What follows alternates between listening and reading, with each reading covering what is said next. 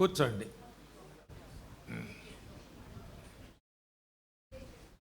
మూడవ అధ్యాయము 16-17 వచనాలు మీకు ఇవ్వబడిన ఆ షీట్లో ఉంటుంది చూడండి, రెఫరెన్స్. అది మనం అందరం కలిసి చదువుకుందాం. తిమోతికి వ్రాసిన 2వ పత్రిక 3వ అధ్యాయము 16-17 వచనాలు. దైవజనుడు సన్నద్ధుడై, అందరం చదువుకుందాం. ప్రతి సత్కార్యమునకు పూర్ణముగా సిద్ధపడి ఉండునట్లు దైవావేశం వలన కలిగిన ప్రతి లేఖనము ఉపదేశించుటకును, ఖండించుటకును, తప్పు దిద్దుటకును, నీతి యందు శిక్ష చేయుటకును ప్రయోజనకరమై ఉన్నది. ప్రార్థన చేసుకుందాం.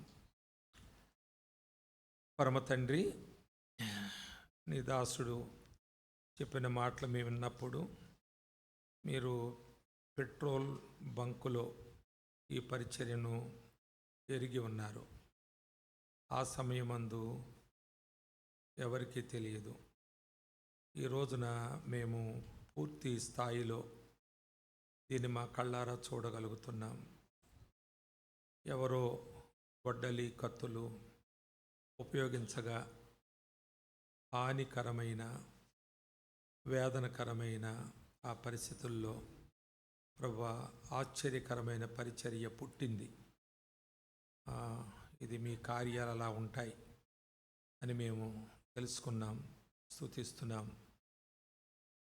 నీ దాసుని వారసత్వం కొనసాగుతూ ఉంది ప్రభువా. ఇది ఆగని ఆరని పరిచర్యగా ముందుకు సాగుటకు తగిన ఏర్పాట్లు మీరు చేసి ఉన్నారు. అవి కూడా మేము చూడవలసి ఉంది. స్తోత్రములు ప్రభువా. మరి ఈ సమయంలో మేము చెప్పుకున్న మాటలు, అలాగే మేము చదివిన వాక్య భాగం, ముందు జరిగే సమయం అంతా కూడా మీ కృపాహస్తాలకు అప్పగించుకుని నీ దాసుడైన నన్ను మీ హస్తగతం చేసుకుంటూ ఆసక్తితో చేరి వచ్చిన బిడ్డలను బట్టి, నీ దాసులను బట్టి వందనాలు. తిరిగి వెళ్ళేటప్పుడు గొప్ప ఆశీర్వాదముతో, ధైర్యముతో ప్రభువా, మంచి ఉజ్జీవముతో, భవిష్యత్ సేవ కొరకైన ఒక గొప్ప సిద్ధపాటుతో నీ బిడ్డలు వెళ్ళాలని కోరుకుంటూ ప్రార్థిస్తూ, ఎవరు ప్రభువా ఇంకా వస్తానని రాలేకపోయారో వారిని కూడా జ్ఞాపకం చేసుకుంటున్నాం. కృతజ్ఞతాపూర్వకంగా మమ్మల్ని అందరినీ మీ చేతుల్లో పెట్టుకొని ప్రభువైన యేసుక్రీస్తు ద్వారా ప్రార్థించున్నాం తండ్రి. ఆమేన్, ఆమేన్. ఈ వాక్య భాగంలో మనం ఒక అద్భుతమైన మాట చూస్తాము. 16వ వచనంలో ఆ మాట దైవజనుడు అనేటువంటి మాట. ఇది మీకు ఇచ్చిన షీట్లో చాలా విషయాలు రాశాను. ఇది ఒక అరుదైన మాట అని కూడా ప్రారంభంలోనే రాశాను. ఈ మాట దేవుడే అనగలిగిన మాట తప్ప ఇది ఏ బైబిల్ కాలేజీ వాళ్ళు ఇవ్వగలిగిన బిరుదు కాదు. ప్రపంచవ్యాప్తంగా ఉన్న అనేకమైన బైబిల్ యూనివర్సిటీస్, చాలా ఫేమస్ యూనివర్సిటీస్ ఉన్నాయి. అక్కడ చదివినటువంటి బైబిల్ మేధావులు ఉన్నారు. వారు చాలా సంవత్సరాల తరబడి వాక్యాన్ని నేర్చుకున్న వారు ఉన్నారు. కానీ వారు బయటికి వెళ్ళేటప్పుడు, ఆ యూనివర్సిటీని వదిలి వెళ్ళేటప్పుడు వాళ్ళకు బహుశా రెవరెండ్ అనో, డాక్టర్ అనో, ఇంకేమైనా కొన్ని బిరుదులు వారికి ఇవ్వచ్చేమో, కానీ దైవజనుడు అనే బిరుదు ఏ బైబిల్ కాలేజీ నేటి వరకు ఎవరికి ఇవ్వలేదు. ఎందుకు ఇవ్వలేదంటే ఎవరు ఇవ్వలేరు కాబట్టి. ఆ మాట దేవుడు మాత్రమే అనగలిగితే దానికి మనము యోగ్యులముగా ఎంచబడతాం తప్ప మనుషులు ఆ బిరుదు మనకు ఇవ్వలేరు. ఇచ్చినా మనం దేవుని చేత మరి అంగీకరించబడతామో లేదో. ఎందుకంటే జిఆర్ క్రో అనేటువంటి దైవజనుడు మీ దగ్గర ఉండొచ్చు, పవిత్ర గ్రంథం వ్యాఖ్యాన సహితం అనేటువంటి కామెంటరీ. అది తప్పకుండా ప్రతివారు కలిగి ఉండవలసినటువంటి సేవకులు మరి ముఖ్యంగా కలిగి ఉండవలసినటువంటి మరి వాడుక భాష బైబిల్ అంటారు దాన్ని. ఆయన నేను వ్యక్తిగతంగా ఎరుగుదును. జిఆర్ క్రో గారిని తర్జుమా చేసే కాలంలో జోబ్ సుదర్శన్ గారు, దాంట్లో మీ విజయవాడలో ఉన్న జోబ్ సుదర్శన్ గారు కూడా గొప్ప పాత్ర వహించారు ఆ దినాల్లో. అలా కలిసి చేసినటువంటి గ్రంథం అది. మరి అందులో దైవజనుడు అనే మాట బైబిల్లో పాత నిబంధనలో మొదలుకొని క్రొత్త నిబంధన వరకు వ్యాపించి ఉన్నటువంటి ఆ మాటను ఆయన దేవుని మనిషి అని తర్జుమా చేశాడు. దైవజనుడు అన్న మాటను దేవుని మనిషి, ఇంగ్లీష్లో మ్యాన్ ఆఫ్ గాడ్ అంటారు. మ్యాన్ ఆఫ్ గాడ్ అంటే దేవుని మనిషి, కానీ తెలుగులో గ్రాంధికంగా దాన్ని దైవజనుడు అని అన్నారు. కనుక దేవుని మనిషి అనే మాట ఇంకా యాక్యురేట్గాను తర్వాత అది అర్థయుక్తంగా ఉంటుందని నేను గమనించాను. ఎందుకంటే దేవుని మనిషి ఎవరో ఎవరికి తెలుసు? ఏ యూనివర్సిటీకి తెలుసు? ఏ బైబిల్ కాలేజీకి తెలుసు? మనం ఎన్ని సంవత్సరాలు బైబిల్ కాలేజీలో ఉన్నా ఇతడు దేవుని మనిషిని ఏ Bible college director, president, professor మనల్ని గుర్తుపట్టగలడు అనగలడంటే అది ఎవరికి సాధ్యమో కాదు. దేవుని మనిషి అనేది దేవుడికే తెలుసు, దేవుడికే తెలుసు. కనుక దేవుని మనిషి అనేటువంటి ఆ మాట మనం ఆ దైవజనుడికి సమాధానంగా మీకు ఇచ్చిన పేపర్లో మీరు చూడవచ్చు. దేవుని మనిషి అంటే దేవుని యొద్ద నుండి పంపబడిన మనిషి, దేవుడు తన పని కొరకు పంపించిన మనిషి. దేవుడు పనిని నియమించి తగిన సామర్థ్యత ఇచ్చి తాను ఆ వ్యక్తికి వాగ్దానం చేసి ఈ లోకానికి పంపించిన మనిషి. ఇందులో ఎవరో దేవుడికే తెలుసు. ప్రతి వారు ఒకవేళ అట్లా ప్రొజెక్ట్ అవుతుంటారు. దేవుని సేవకుడిని ప్రొజెక్ట్ అవ్వడం పెద్ద కష్టమేం కాదు. చాలా సులభంగా మనం సేవకులమని ఇతరుల చేత అనిపించుకోవడం సులభమే. దానికి ఒక గెటప్ ఉంటుంది, ఒక వైఖరి మనలో ఉంటే చాలు. మనల్ని చూసిన వారు ఈ దేవుని సేవకుల్లా ఉన్నాడు అని ఈజీగా అనుకుంటాం. మన బస్సులో ట్రావెల్ చేస్తున్నప్పుడు, ట్రైన్లో ట్రావెల్ చేస్తున్నప్పుడు మనం కొంతమందిని ఎలాగా గుర్తిస్తాం? దేవుని సేవకుల్లాగా ఉన్నాడు అనుకుంటాం. అంటే మనం అనుకుంటాం, కానీ అవునో కాదో అనేవాడు మాత్రం దేవుడు మాత్రమే. మనం ఎందుకు అనుకుంటాం?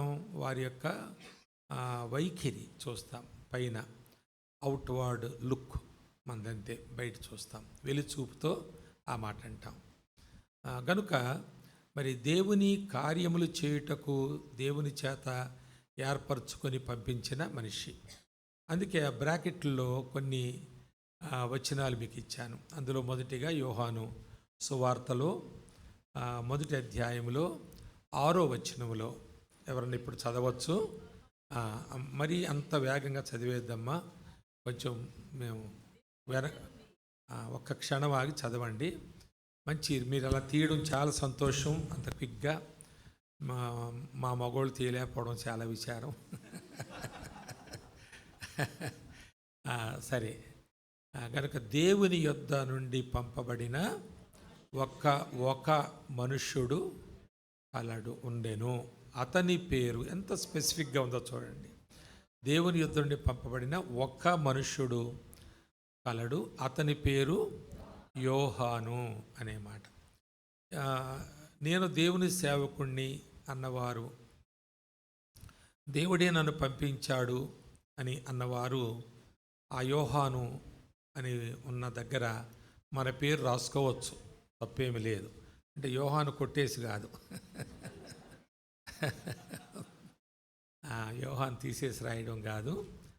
అలాంటి సంతోషం మనకుంటే పెన్సిల్తో మరి పెన్నుతో రాసేయకండి పర్మనెంట్గా, అప్పుడప్పుడు బలహీన పడతాం, దానికి తగని వారం అవుతామేమో. అందువలన యోహాను అనే దగ్గర మన పేరు వ్రాసుకోవచ్చు. వ్రాసుకుంటే ఒకవేళ యోహాన్ని చూసుకుంటూ మనం బ్రతకవలసి వస్తుంది.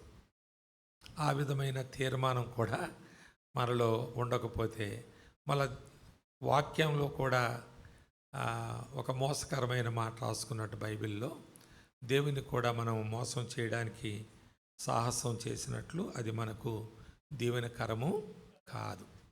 దేవుని యొద్ద నుండి పంపబడిన మనుష్యుడు, దేవుని కొరకు పంపబడిన మనుషుడు, ఆయన వెలుగై ఉండడానికి పంపబడలేదు కానీ వెలుగును గూర్చి కింద వచ్చినాలవే కదా సాక్ష్యం ఇచ్చుటకు పంపబడిన మనుషుడు. మనం మనల్ని చూసుకుందాం ఒకసారి. ఇవన్నీ చెబుతున్నప్పుడు ఆ పేరు రాసుకోకపోతే నేను కొంచెం కఠినంగా అన్నప్పటికీ మీరు సహించండి. యోహాను అతని పేరు యోహాను అన్న దగ్గర మన పేరు వ్రాసుకోలేకపోతే మనం దేవుని సేవకులమని దేవుడు మనల్ని అనుకోవడం లేదని మనం ఉద్దేశించాలి తప్పకుండా. మనం ఒకవేళ జీవనోపాధి కొరకు ఇది అలవాటు అయిపోయింది, ఇది సులభంగా ఉంది, 10వ తరగతి 3 సార్లు ఫెయిల్ అయినోడు కూడా సేవ చేయొచ్చు. ఇక 4వ తరగతి ఆయన పాస్ అవ్వడానికి కారణం ఏమనుకుంటున్నానంటే వాళ్ళు విసిగిపోయి పాస్ చేసి ఉండొచ్చు ఎగ్జామినర్స్. కాబట్టి అతి సులభంగా జీవనోపాధి దక్కించుకునేటువంటి ఎత్తుగడ దేవుని సేవ చాలా అందరికీ కుల మత దేశ భాష భేదం లేకుండా అందరికీ ఉంది. కనుక ఆ యోహాను దగ్గర మన పేరు మనం రాసుకోలేకపోతే దేవుని సేవకులంగా దేవుని చేత పరిగణించబడడం లేదు. ఎందుకంటే పైనున్న మాట మరి దేవుని యొద్ద నుండి పంపబడిన మనుష్యులము కాదు అని అర్థం దానికి. అలాగే అయితే మరి మనం దేవుని సేవ చేయడం కేవలం తీర్పులో కఠినమైన తీర్పు పొందడం తప్ప, ఆనాడు భంగపడడం తప్ప, ఆనాడు మన పరిచర్య ద్వారా రక్షించబడిన వారు పరలోకం వెళుతుండగా మనం ఆగిపోవడం అనేది ఎంత అవమానమో ఇప్పుడే ఆలోచించవచ్చు. చాలామంది అలా కావచ్చు. అందువల్ల ఆ పేరు రాసుకోకపోతే ఒక తంట, రాసుకుంటూ ఒక తంట. రాసుకోకపోతే దేవుని సేవ చేయకూడదు, డిస్కంటిన్యూ చేయాలి మనం. రాసుకుంటే యోహాన్లాగా బ్రతకాలి. అది చాలా ముఖ్యమైన మాటలు ఇవి. ఆ తరువాత మనం యోహాన్లా బ్రతకడం ఏంటో కింద అవన్నీ కూడా కొన్ని పొడి పొడి మాటలు హింట్స్గా రాయబడ్డాయి. దాన్ని మీరు ఎలాబొరేట్ చేసుకోవచ్చు, రాసుకోవచ్చు తీరుబడిగా. తరువాత మరి గలతీ 1:1 మనం ఒక మాట ఇక్కడ రెఫరెన్స్ రాసుకున్నాం మనం. అది అందరూ కొంచెం చూడండి, అందరూ తీర్చి చూడండి. గలతీ 1:1 చదవండి అమ్మ. ఆ మాట ఎంత బాగుందో చూడండి స్ట్రైట్గా.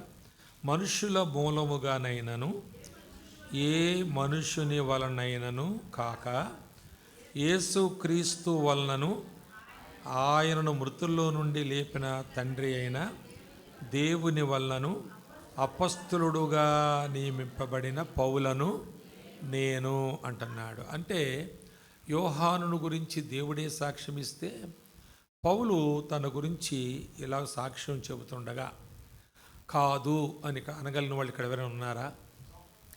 ఎవరన్నా ఉన్నారా? పౌలు అలాగ అన్నాడు కానీ రాసుకున్నాడు కానీ కాదు అనగలమా? అంటే అసలు అలా కాకుండా ఆయన రాసుకుని ఉంటే ఆ మాట పరిశుద్ధాత్ముడు బైబిల్ గ్రంథంలోకి రానివ్వకపోను. అది వట్టొట్టి మాట అయితే, అబద్ధపు మాట, తన్ను తాను గొప్ప చేసుకునే మాట అయితే. కనుక అలాంటి వాడు మరి దేవుని యొద్ద నుండి పంపబడిన మనుష్యుడు. ఆ మనుష్యుడు ఎలా సేవ చేస్తాడో చూడండి. 10వ వచనంలో చాలా మంచి మాట వ్రాయబడి ఉంది, వినండి. నేను చదువుతాను, ఊరికే చదివేయద్దు, చదవమన్నప్పుడు చదవండి. నేను మనుషులను సంతోషపెట్టగోరుచున్నానా? నేను ఇప్పటికీ మనుషులను సంతోషపెట్టువాడనైతే క్రీస్తు దాసుడను.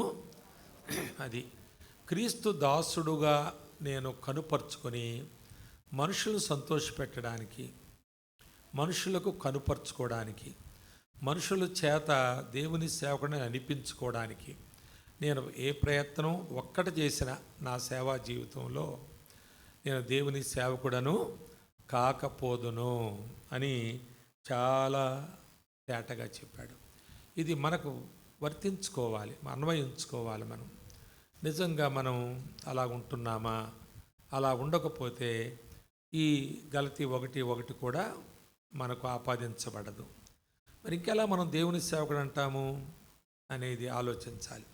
మరొక మాట తెస్సలోనిక పత్రికలో వ్రాయబడిన మాట చూడండి. మొదటి పత్రికలో 2వ అధ్యాయంలో 4వ వచనంలో సువార్తను మాకు అప్పగించుటకు, తెస్సలోనికలు రాసిన మొదటి పత్రిక 2:4, సువార్తను మాకు అప్పగించుటకు యోగ్యులమని దేవుని చేత ఎంచబడిన వారమై మనుష్యులను సంతోషపెట్టు వారము కాక మన హృదయములను పరీక్షించు దేవునినే సంతోషపెట్టు వారమై బోధించుచున్నాము. చూసారు ఎంత తేటగా? అంటే we are the men approved by God to be interested with the gospel. సువార్తను మాకు అప్పగించడానికి మేము దేవుని చేతనే యోగ్యులముగా ఎంచబడ్డాము. దేవుడు యోగ్యులుగా ఎంచడం అంటే అర్థం ఏంటంటే ఆది నుండి అంతం వరకు వీడు తప్పకుండా సువార్త ప్రకటించడానికే బతుకుతాడు. అంటే ఆది నుండి అంతవరకు తెలిసినోడు దేవుడే. చాలాసార్లు అభిషేకిస్తారు. అభిషేకం దైవజనులు ఇలా పిలిచి నూనె రాసి ఏదో మొత్తానికి కొందరు చేతులు పెట్టి అదొక కార్యక్రమం చేస్తుంటారు.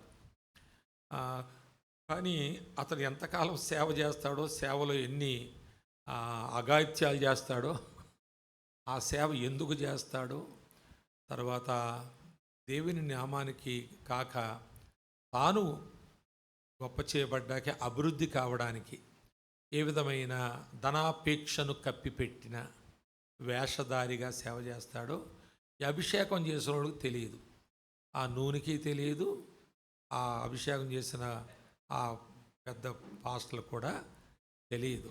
అది తెలిసినోడు దేవుడు ఒక్కడే. దేవుడు అభిషేకించిన వాడిని, కొన్నిసార్లు నేను అంటాను ఆ మాట, దేవుడు అభిషేకించిన వాడిని మనుషులు అభిషేకించకపోతే ఏమవుద్ది అంటాను. ఏంటి నష్టం అంటాను నేను. ఇది ఒక కార్యక్రమము లేక మనుషులకు అది ప్రకటించబడ్డానికి తప్ప. కానీ అతడు ఆది తెలియదు, అతని యొక్క అంతము తెలియదు. ఆ విధంగా మరి ఒకతను అలాగ అభిషేకించబడి దేవుని సేవకు వచ్చాడు. పెద్ద పెద్దోళ్ళు అభిషేకించారనే పేరుంది. అయితే చివరికి ఇప్పుడు సేవలో లేడు. ఎందుకు లేడంటే ఆ ప్రాంతంలో ఉండకుండా పారిపోయాడు. దానికి కారణం ఏంటంటే అతడు ఉమనైజర్, స్త్రీలోలుడు. ఎప్పటి నుంచి అంటే నమ్మకం ముందు నుంచి. అంటే అసలు ఈ గంగాధర గారు లాగా ఆయన కూడా కాళ్ళు ఎరిగినాయి. ఆ నక్సలైట్ సంబంధంగా ఏదో కొట్టారు. అప్పుడు ఒక దగ్గర కట్లు కట్టించుకున్న దగ్గర ఎలీషా అని ఒక సేవకుడు ఆయన దర్శించి సువార్ చెప్తే నేను యేసుప్రభు మీదే ఆధారపడతాను, నమ్ముకుంటానని, తర్వాత సేవ చేస్తానని, తర్వాత అభిషేకాలు పొంది వచ్చాడు. ఆ విధంగా తాను జీవిస్తూ వచ్చి స్త్రీలోలుడుగా జీవించాడు. మరి ఆయన భార్య చెప్పిన మాట మీకు చెబుతున్నాను నేను. అన్న, నేను ఎరిగినప్పటి నుంచి కూడా ఈయన ఇంతే, కానీ నోరు మూసుకొని బ్రతుకుతున్నాను. తరువాత అనేక సార్లు నన్ను ఆ విషయమే ప్రస్తావిస్తే చాలా హింసించాడు. కనుక నేను ఇతన్ని వదిలేసి నా తల్లిదండ్రులకు అవమానం తేవడము, సమాజంలో భర్త లేని స్త్రీగా బ్రతకడము ఇష్టం లేక ఇన్ని సంవత్సరాలు 3 పిల్లలు పుట్టారు, ఇన్ని సంవత్సరాలు నేను కాపురం చేశాను అని చెప్పింది. మరి అలా చెప్పి తనేమందంటే, మరి ఎందుకమ్మా ఇంతకాలం నుంచి ఆయన సేవ చేస్తున్నాడు ఇదంటే, అదన్నా సేవ చేస్తే సులభంగా స్త్రీలు దొరుకుతారట. అది ఎంత అఘాయిత్యం, ఎంత ఘోరమైన. మరి ఇప్పుడు అభిషేకం చేసిన వారికి ఈ విషయాలు తెలుస్తాయా? మరి వాళ్ళు ఒత్తి ఒత్తి నూనె పోసి పోసి తలంతా నింపేసి చొక్కాల అంచుల వరకు కారిపోయింది ఆ నూనె. అణిచి అణిచి పెద్ద పెద్ద సేవకులు పెద్ద సభ పెట్టి చేశారు ఆ పని. కానీ ఇదంతా తెలిసిన వాడు ఎవరు? ఆయన అభిషేకించగల చేయకపోతే ఏంటి అంటాను నేను. ఈ మధ్యవర్తిత్వం అభిషేకానికి అవసరమా అని అంటే తప్పని చెప్పడానికి నేను ఈ మాట చెప్పడం లేదు, కానీ కొందరి జీవితాలు చూస్తే అలాగున ఆ మాట అనవలసి వచ్చింది. కాబట్టి ఇక్కడ ఆయన అంటాడు, మేము దేవుని చేత ఎంచబడ్డాము. ఈ ఎంచబడ్డామన్నది ఇంగ్లీష్లో ఆమోదించబడ్డాం. We are the men approved by God. దేవుని చేత మేము అప్రూవల్ తీసుకున్నాం. అందరూ మమ్మల్ని సేవకులంటే సేవకులం కాదు, దేవుడు మమ్మల్ని అప్రూవ్ చేసినందువల్ల ఆయన సంతకం పెట్టాడు, అవును నిజమే ఈయన నా మనిషి అని చెప్పి, అందుకు మేము సేవకులమయ్యాం అని తను తాను చెప్పుకుంటున్నాడు పౌలు. ఇంత ఆయన చెప్పుకోకర్లేదు, పోయినా అందరికీ ఆయన జీవితం బట్టి తెలుసు. తర్వాత ఈ దైవజనుడు అనే మాట ఇది అత్యున్నతమైన మాట, ఇది అరుదైన మాట అని కూడా మనం చెప్పుకున్నాం. తర్వాత దైవజనుడు అనేవాడు సన్నద్ధుడైన వాడై ఉండాలి. సన్నద్ధుడు అనేటువంటి మాట అది ఆర్మీ టర్మ్, అది లేక మిలిటరీ లాంగ్వేజ్. అది సన్నద్ధుడు అంటే కవచము ధరించినవాడు అని అర్థం. కవచము ధరించినవాడు, నేను అక్కడ రాశాను మీకు, సన్నద్ధుడు కవచము ధరించినవాడు. మనకు సర్వాంగ కవచం ఉంది ఎఫెసీ పత్రికలో. తర్వాత కొరింథీ మొదటి పత్రికలో 10వ అధ్యాయంలో, 2వ పత్రికలో 10వ అధ్యాయంలో 3-4 వచనాల్లో మన యుద్ధోపకరణాలు శరీర సంబంధమైనవి కాదు. దేవుని సేవకులమైన మనము నోరేసుకు పడిపోవడమో, లేకపోతే కోర్టులకు వెళ్ళడం, పోలీస్ స్టేషన్లకు వెళ్ళడం, లేకపోతే ఏదో ఇతరుల ఎడల మనకున్నటువంటి కక్ష సాధించడానికి మరొక మార్గం వెతుక్కోవడం అనేది అది శరీర సంబంధమైన యుద్ధోపకరణాలవి. కానీ ఆత్మ సంబంధమైనవి దేవుని ఎదుట సాతాను యొక్క దుర్గములను పడగొట్టజాలినంత శక్తి కలిగినటువంటి ఆ ఆయుధాలు. అది సన్నద్ధుడు అనేటువంటి మాట. ఈ సన్నద్ధుడు అనేటువంటి మాటకే నేను కింద అవన్నీ వివరంగా వ్రాశాను. మీరు వాటిని అంటే ఇంకా గొప్ప మాటలు ఉంటాయి వాటికంటే, కానీ సాధారణమైన సేవకులు అని అనుకుని నేను ఆ మాటలు రాశాను. ఇంకా మాకు వీటంటే మేము దాటిపోయామంటే ఈ పనికిరాదు పెద్దగా ఈ పేపరు. కానీ ఇవి సాధారణమైనటువంటివి, ప్రాథమికమైనటువంటివి మనం మరలా తిరిగి పునరాలోచన చేసుకోవడానికి ఆ హింట్స్గా, సూచనలుగా నేను అవి ఇచ్చాను. తర్వాత తాను చేయు పరిచర్య గురించి రాశాడు. అంటే సత్కార్యం, సన్నద్ధుడే ప్రతి సత్కార్యమునకు పూర్ణముగా సిద్ధపడి ఉండునట్లు అన్నాడు. అంటే ఒక దైవజనుడుగా దేవుని చేత పంపబడిన మనుషుడై, తరువాత సన్నద్ధుడై అంటే దేవుడిచ్చిన సర్వాంగ కవచమును ధరించిన వాడై, ప్రతి సత్కార్యము అంటే ఈ లోకములో దేవుని సేవకులమైన మనము చేసే పనే అన్నిటికంటే సత్కార్యం. మరి సువార్తే సత్కార్యం అండి. సువార్తకు మించిన సత్కార్యం ఏమీ లేదు. ఒక వ్యక్తిని ఈ లోకములో నీతిమంతుడుగా తీర్చేది, ఒక వ్యక్తిని పరలోక రాజ్యం చేర్చేది. ఒక తాగుబోతు తన యొక్క తాగుబోతుతనం వల్ల సమాజాన్ని విసిగించాడు, సంసారంలో ఎంతో మరి భయంకరమైన పరిస్థితులు దాపురించడానికి కారకుడయ్యాడు. అలాగే తన ఆరోగ్యమంతా పాడైపోయింది, తన యొక్క ఆస్తిపాస్తులన్నీ అరాయించుకుపోయినాయి. ఆ తరువాత ఆయన ఒక వికారమైన బ్రతుకు, అందరి చేత తృణీకరించి అనిపించుకుని విలువ తక్కువ జీవితం జీవించి అలాగే చచ్చిపోయి అడి చావడమే మేలు అని అందరి చేత కొన్నిసార్లు భార్య కూడా, నేను ఇప్పుడు ఒక వ్యక్తి పాస్టర్ గురించి చెప్పానే, అభిషేకం ఉందని పాస్టర్, ఆయన భార్య నాతో అన్న మాటలు చెప్తున్నాను. అన్న, అతడు ఇక్కడ చచ్చిపోతే మా అందరికి అవమానం, కాబట్టి ఎక్కడో దూరంగా పోయి చస్తే మాకు పెద్ద ప్రాబ్లం లేదు. ఎవరిని? పాస్టర్ని తన భార్య అంటున్న మాట. ఎక్కడికో దూరంగా పోయి చస్తే, ఎక్కడ చచ్చాడో ఎలా చచ్చాడో ఎవ్వరికి తెలియకుండా చస్తే బాగుంటుంది, మీకు దండం పెడతానన్నా అతన్ని ఎక్కడికన్నా దూరం పంపించానన్న అంటుంది నా దగ్గరికి వచ్చి. అతని కుమారులతో కుమార్తె గర్భవతిగా ఉన్నప్పుడు ఆ స్థితిలో కూడా సేవకుడు ఎంత దురాగతాలు చేస్తున్నాడో కదా. భయంకరమైనటువంటి పనిచేసి పట్టుబడి కొట్టబడి పారిపోయి అభిషేకించబడినవాడు. పెద్దోళ్ళు అభిషేకించారు కనుక అందుకే అభిషేకం అబాసుపాలైపోయింది, అభిషేకం ఆక్షేపించబడుతుంది.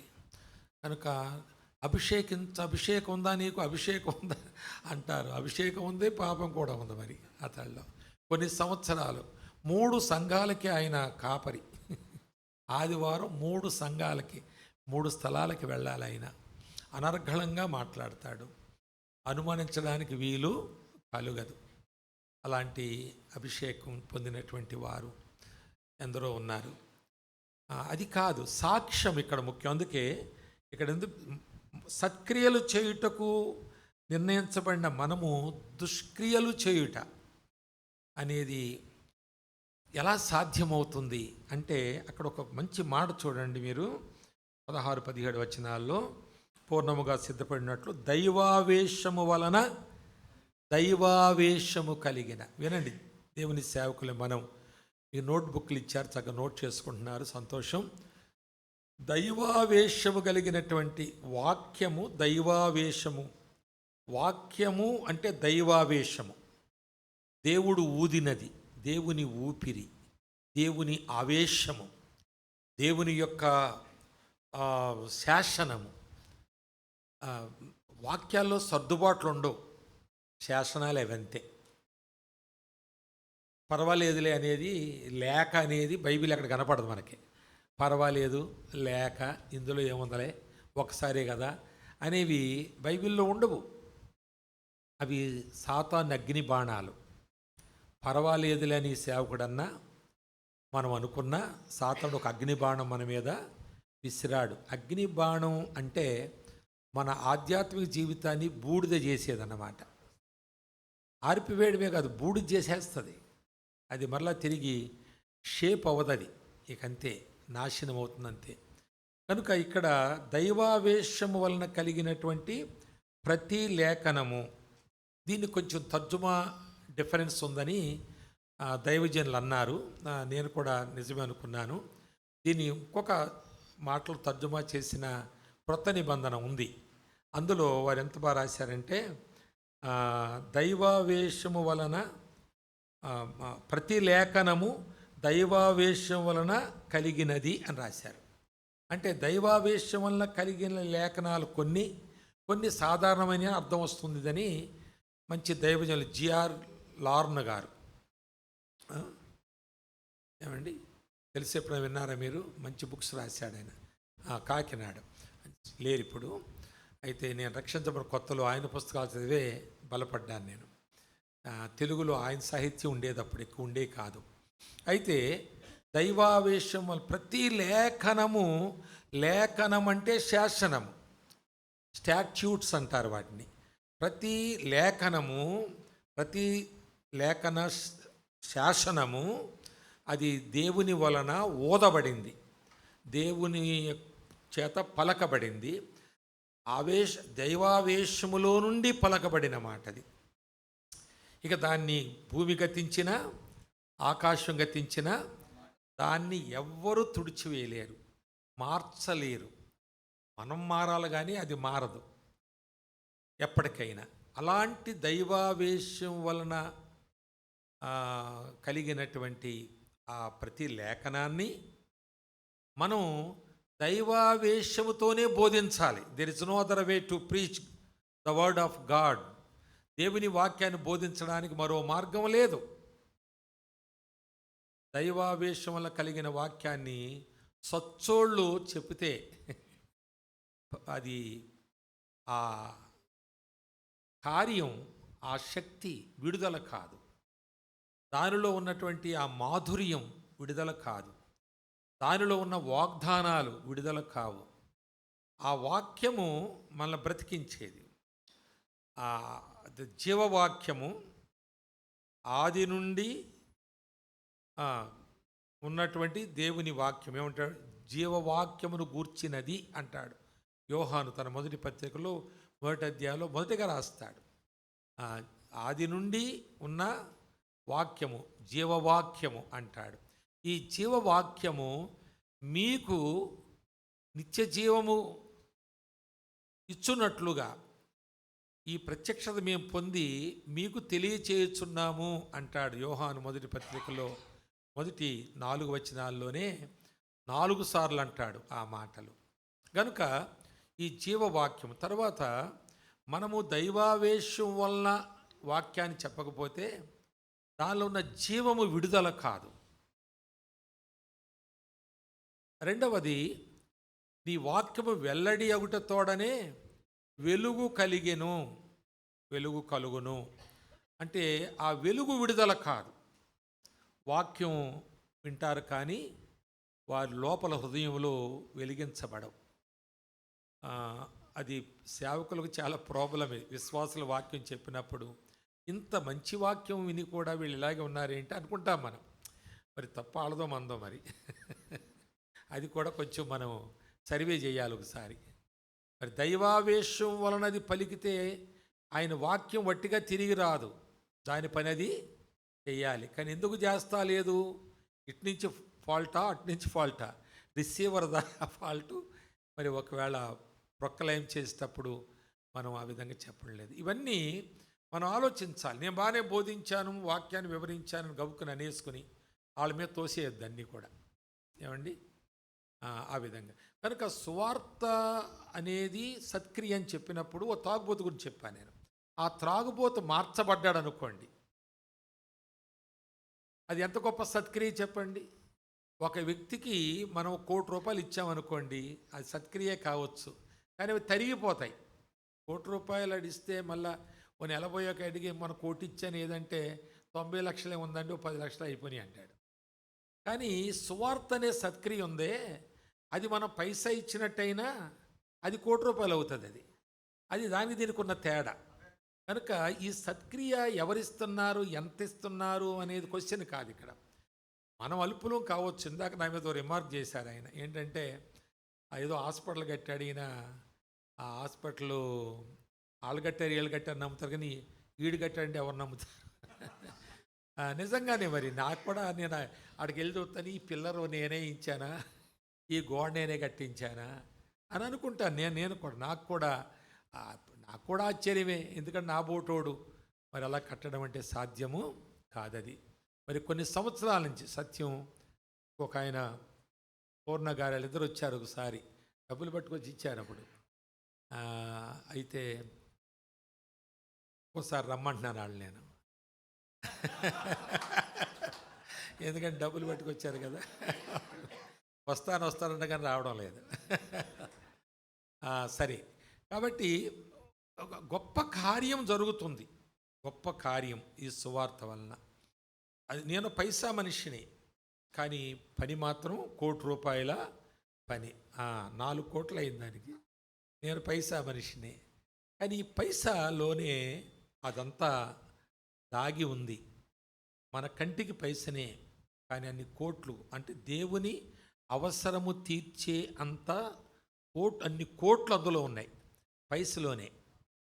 అది కనుక ఈ విషయాలు మనం దైవావేశం వలన దేవుని వాక్యం చెప్పాలంటే, నువ్వు దేవుని మనిషివై ఉంటే, దేవుడు నిన్ను వాడుకుంటే, ఆ ఆవేశం నీలోంచి వెలువడితే కార్యం జరగక మానదు.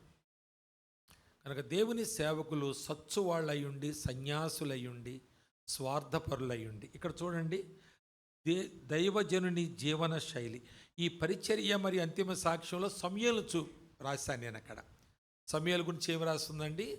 ఆ సమూయేలు మొదటి గ్రంథం 9:6లో ఈ పట్టణములో దైవజనుడు ఒకడున్నాడు. ఎందరో ఉండొచ్చు కానీ ఇతడే దేవుని చేత పంపబడిన మనుష్యుడు కదండి. అన్న గర్భం ద్వారా పంపించిన మనుషుడు ఎవరు? సమూయేలు. కనుక రెండవది మనం సాక్ష్యాన్ని చూడాలంటే 12వ అధ్యాయంలో ఆయన సవాలు చేస్తాడు. నేను బాల్యము నుండి మీ మధ్యలో సేవ చేస్తున్నాను, ఇప్పుడు తలనిరిచిన వాడిని అయ్యాను. చెప్పండి, నేను ఏదైనా మీకు మీ కార్యములు చేయుటలో అశ్రద్ధ చేశానా?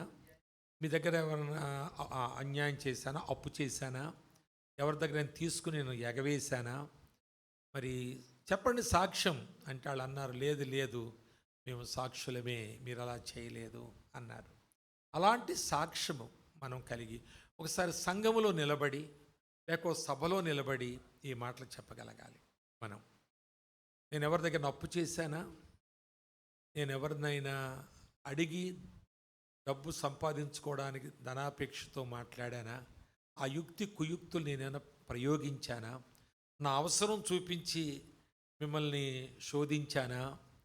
మీరు ఇవ్వాలని మిమ్మల్ని ప్రేరేపించానా? లేక మిమ్మల్ని పొగిడి ఏదైనా సంపాదించుకుందామని ప్రయత్నించానా? ఇవన్నీ మన సంఘంలో అడగాలి. సంఘస్థులు లేదయ్యా మేము చూస్తున్నాం మీ జీవితం అని చెప్పాలి.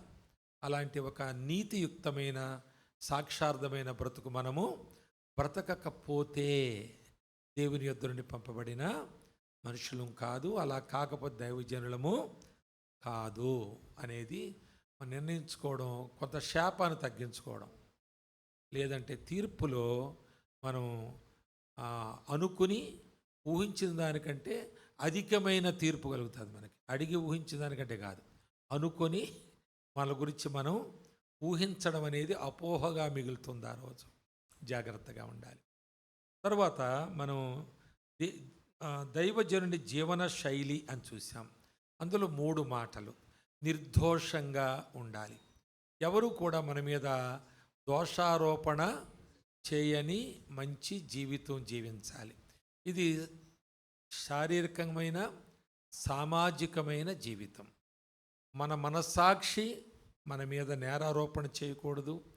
మన సమాజంలో ఎవరు కూడా మన మీద నేరారోపణ చేయకుండా ఉండేటువంటి జీవితం, నిర్దోషులముగా జీవించాలి. అన్ని ఏరియాస్లో కూడా. అందరూ వ్యభిచారులని కాదు, అందరూ ధనాపేక్షకులని కాదు, అందరూ సుఖాభిలాష కలిగినటువంటి వారు అని కాదు. ఇంకా కొన్ని విషయాల్లో మన దోషులుగా ఉంటాం.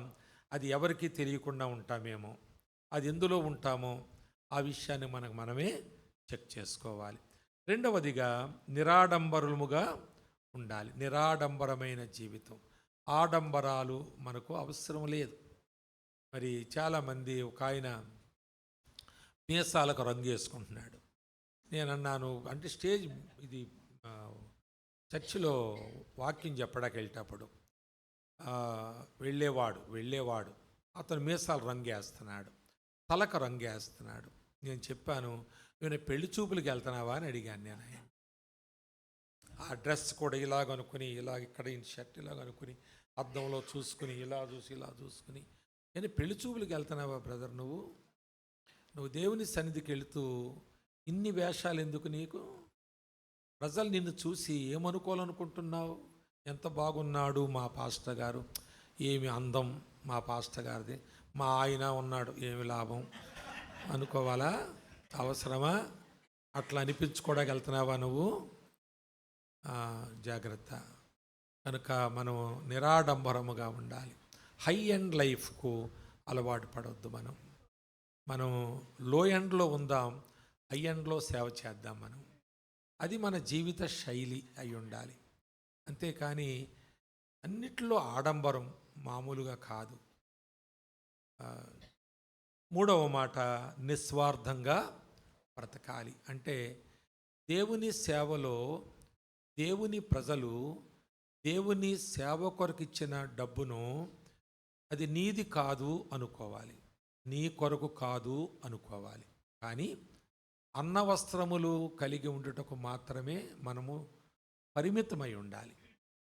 అంతేకాని ఈ చందా నేను వాడుకుంటాను, మా పిల్లల్ని బ్రహ్మాండంగా చదివించేస్తాను, నేను వాళ్ళకు బూట్లు సూట్లు, అలాగే మరి కార్పొరేట్ కాలేజెస్, అలాగే లాంగ్ టర్మ్లో వాళ్ళ చర్చికి రాకుండా, ప్రార్థన లేకుండా, బైబిల్ లేకుండా, ఆరాధన లేకుండా సేవకులు పిల్లలు లాంగ్ టర్మ్లకు వెళ్ళి అక్కడే సంవత్సరం 2 సంవత్సరాలు మళ్ళీ రిపీట్ చేస్తున్నారు. ఒక ఆయన శ్రీకాకుళం జిల్లా నుంచి నాకు ఫోన్ చేసి, తెలుసు కదా మీకు పురుషోత్తం చౌదరి గారు ఊరు అయింది, ఆకుల తంపర ఆ ప్రాంతంలో సేవ చేస్తున్నాడు, నాకు తెలిసిన ఆయన. నేను రాసిన బుక్స్ కొన్ని ఆయన ఒక 50 సెట్లే తీసుకుని పోయాడు, ఒకసారి అందరికి పంచి ఇచ్చాడు. దాని గురించి మాట్లాడుతున్నాడు. పిల్లలు ఏం చేస్తున్నారు అన్నాను నేను. అంటే పెద్దోడు ఏంటంటే నీట్ రాశాడన్నా, ర్యాంక్ రాలేదు, మళ్ళీ సెకండ్ టైం వెళ్ళాడు లాంగ్ టర్మ్కే అన్నాడు. అంటే అని దేవుని సేవకు సమర్పించామన్నా, ప్రతిష్ఠించేసాం దేవుని సేవకు అన్నాడు. మరి దేవుని సేవకు వెళ్ళినోడికి నీట్ ఎందుకు అన్నాను. అదే అన్న చదువు ఉండాలే, బైబిల్ చదువు ఉండాలి, ఇంగ్లీష్ చదవడానికి ఇంగ్లీష్ మీడియం ఉండాలి, పోనీ సరే అంతవరకు చాలు. మరి లాంగ్ టర్మ్ ఒకసారి ఫెయిల్ అయ్యాడు, ర్యాంక్ రాలేదు, మళ్ళా పంపించావు అంటే 2 years లాంగ్ టర్మ్లో ఉంటాడు.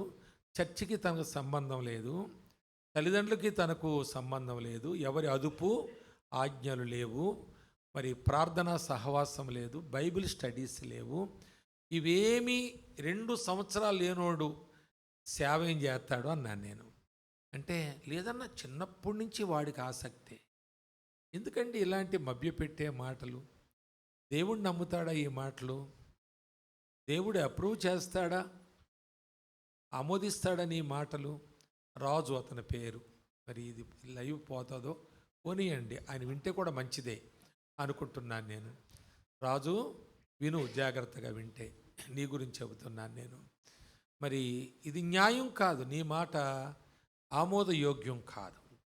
నీ పిల్లలు సేవకు సమర్పిస్తే మరి అంత పట్టుబట్టి నీట్ రాయించి 5 సంవత్సరాలు ఎంబీబీఎస్ చదివించి, తర్వాత పీజీఓ 2 సంవత్సరాలు, మళ్ళీ అప్పుడు నీట్కి మళ్ళీ వెళ్ళి, మళ్ళీ 2 సంవత్సరాలు నీట్లో ఆడు ఫెయిల్ అయ్యి మళ్ళీ పాస్ అయ్యి, మళ్ళీ అది చేసి పీజీ చేసి, తర్వాత డాక్టర్ అయిపోయి డైరెక్ట్గా సేవకు వచ్చేస్తాడా? ఎందుకు ఈ మాయ మాటలు? ఎందుకు నీ పిల్లల్ని మోసం చేస్తున్నావు? నాబోటి సేవకులు, నీ శ్రేయోభిలాషులు అడిగితే మమ్మల్ని కూడా మభ్య పెడుతున్నావే నువ్వు. నీ కుటుంబం నేపథ్యం నేను అడుగుతున్నప్పుడు సేవకి అని అన్నావు, కానీ ఇప్పుడు నిజం కాదని రుజువైంది కదా. కనుక ఇలాంటి మాటలు సేవకులు మాట్లాడుతూ ఉన్నారు. అంటే స్వార్థపూరితమైన జీవితం, నిస్వార్థంగా బ్రతకాలి. దేవుని సేవకనిచ్చిన డబ్బులు వారు విచ్చలవిడిగా వారి సుఖానుభవాల కొరకు, భోగముల కొరకు, వారికి నచ్చినవి మెచ్చినవి, ఇవన్నీ కూడా. కనుక ఈ 3 మాటలు చూస్తే జీవన శైలి ఎలాగుంది మంది? మొదటిగా నిర్దోషమైన జీవితం, నిరాడంబరముగా జీవించే జీవితం. నేను లాస్ట్ వీక్ కువైట్లో ఉన్నాను. నేను అక్కడికి మరి ఆంధ్ర ఈ ప్రాంతం నుంచి ఒక ఆయన సేవకుడు వచ్చాడని విన్నాను. ఆయన నాకు తెలుసు. అయితే ఆయన ఫోటోలు వేశారు. చిన్నదే కదా దేశం కాబట్టి వాట్సాప్లో అందరికి వచ్చేస్తుంది. నేనున్న ఆ రూమ్ ఆయనకు కూడా వచ్చింది, చూపిస్తున్నాడు. ఎంత సూట్లు, బూట్లు, కోట్లు వేసుకుని ఉన్నాడో చెప్పలేము. ఇంతకీ ఆయనకి సంఘం లేదు, సేవ లేదు. ఆయన యాక్చువల్గా ఈ కలర్స్ వేసే కాంట్రాక్టర్, ఈ రంగులు వేస్తారు కదా బిల్డింగ్స్కి, కాంట్రాక్టరు. అయితే ఒక ఆయన ఆ సంఘం స్థాపించాడు హైదరాబాదులో. దానికి ఈయన పెట్టాడు ఆదివారం వరకు చూసుకొని, నేను రానప్పుడు చూసుకొని. ఆయన రానప్పుడు ఈయన ఫోన్ చేస్తే చూసుకుంటాడు. ఇప్పుడు అక్కడ సేవకుడినని వచ్చేసాడు. నేను అడిగాను అక్కడ ఒక సేవకుడిని, ఎందుకు వస్తారండి వీళ్ళు ఇలాగా? ఏమో బ్రదర్ మమ్మల్ని తినేస్తారు, 5 వచ్చేస్తారు బ్యాచ్లు కింద, వాళ్ళే టికెట్లు పెట్టుకుని వస్తారు, మమ్మల్ని వేసాలు పంపించాలని శోధిస్తారు, ఎవరో ఒకరి చేత తిప్పించుకుంటారు, వచ్చేస్తారు. ఎందుకంటే 2 చెప్తున్నారు వాళ్ళు. ఒకటట ఇంటర్నేషనల్ స్పీకర్ అని ఎంచుకోడాకట కువైట్ వెళ్తే. రెండోదంట డబ్బులు బాగా దొరుకుతాయి, వాళ్ళదొక దినారు అంటారు, అంటే 280 రూపాయలు మనకి. ఆడెవడన్నా ఇలా ముష్టి పడైతే మనకు దినారు పడైతే ఇక్కడ 200. ఆడ ఒక 100 ఇచ్చాడు అనుకోండి ఎవడన్నా, కాస్త పెద్ద సేవకుండాను అదో ఇదో 28,000 అయిపోతాయి మనకి అవి. ఏమండి, కాబట్టి డబ్బులకు పోతారు అని వాళ్ళు చెప్పుకుంటున్నారు. అలాగా సేవకులు తండోపతండాలుగా వచ్చేస్తారండి డబ్బు కొరకు. తర్వాత ఇంటర్నేషనల్ మినిస్టర్ని వేసుకుంటారంటే వెళ్ళిపోయి అక్కడ, ఈయన అక్కడ పోయి వచ్చారు. కానీ ఇదంతా ఆడంబరం, అంతా ఆడంబరం అంతే. ఎందుకు మనకండి? మరి ఈ విషయాల్లో జాగ్రత్తగా లేని వాడిని దేవుడు చూసి ఏమనుకుంటాడు? నా సేవకుడైన యోబు అని అన్నట్టుగా మన పేరు పెట్టి పిలుస్తాడా? కనుక మన జీవన శైలి తప్పకుండా మార్చబడాలి. తరువాత మాట, దైవజనుడు సేవలో ఎలా ఉండాలి? అందరికీ అందుబాటులో ఉండాలి, అందరికీ అవసరమైన వ్యక్తిగా ఉండాలి, అందరూ అనుసరింపదగిన అనుసరణీయుడని రాశాన, ఆదర్శప్రాయుడు అంటే అందరూ అనుసరింపదగిన వాడుగా ఉండాలి. అనుసరణీయుడు అంటారు కదా, కనుక ఆదర్శప్రాయుడుగా ఉండాలి. ఆ బ్రాకెట్లో కూడా రాశాను కొన్ని విషయాలు, తర్వాత చదువుకోండి మీరు. అందరికి అందుబాటులో ఉండాలి అనేటువంటి మాట, మనం ఊరికి తిరగకూడదు. తిరుగుబోతులము, నిద్రబోతులము, తిండిబోతులము కాకూడదు మనం. ఈ పోతులు దేవుని సేవకు పనికిరారు. ఊరికి తిండి ఎన్నిసార్లు తింటామండి? ఇంకా మళ్ళీ ఇస్తే బాగుండు అనుకుంటే ఎన్నిసార్లు తినేసిందే మళ్ళీ తింటాం మనం. అది కూడా ఇంకా మళ్ళా తినేయాలనుకుంటున్నాం ఎప్పటిదప్పుడే. ఈ తిండిబోతులు, నిద్రబోతులు. ఒక ఆయన అన్నాడంట, సేవకు పిలిచారంట, వెళ్ళాడు. మా నాటుకోడిని తినాలంది బ్రదర్ అన్నాడట. ఆ ఇంటికి నాటుకోడి తినాలంటే ప్రేరేపణ ఉందన్నాడట. అంటే అయ్యో అయ్యగారు ప్రేరేపణ వచ్చిందండి నాటుకోడి తిన. వాళ్ళు ప్రొద్దుటే కోడిని కోసేసి చపాతీ చేసేసి మరి ఆయనకి పెట్టేశారు. పెడితే తర్వాత తినేసి పండుకున్నాడట. మీటింగ్ టైం అవుతుంది, వచ్చి అడిగారంట, అయ్యగారు మీటింగ్ టైం అవుతుంది, స్నానం నీళ్ళు పెట్టాం, స్నానం చేసి తయారవునంటే ప్రేరేపణ లేదన్నాడట. నాటుకోడి తినే ప్రేరేపణ ఉంది కానీ జోక్గా కావచ్చేమో ఈ మాట నేను విన్నాను. అయినా అలాంటి వాళ్ళు ఉన్నారు, తిండిబోతులు, నిద్రబోతులు, తిరుగుబోతులు. ఊరికే తిరుగుతారండి. నీ బండికి ఖర్చు పెట్టే పెట్రోలు సేవకి ఎంత ఖర్చు అవుతుంది, లేక నీ యొక్క వట్టిగా గాలికి తిరగడానికి ఎంత ఖర్చు అవుతుంది అనేది లెక్కలు పెట్టాలి మనం తప్పనిసరిగా. కనుక అందరికీ అందుబాటులో ఉండాలి. పాస్టర్ గారికి వెళ్తే లేడు, పాస్టర్ గారింటికి వెళ్తే అమ్మ పాస్టర్ గారు ఉన్నారని పాస్టర్ అమ్మగారు అడిగితే లేడు అంటదా.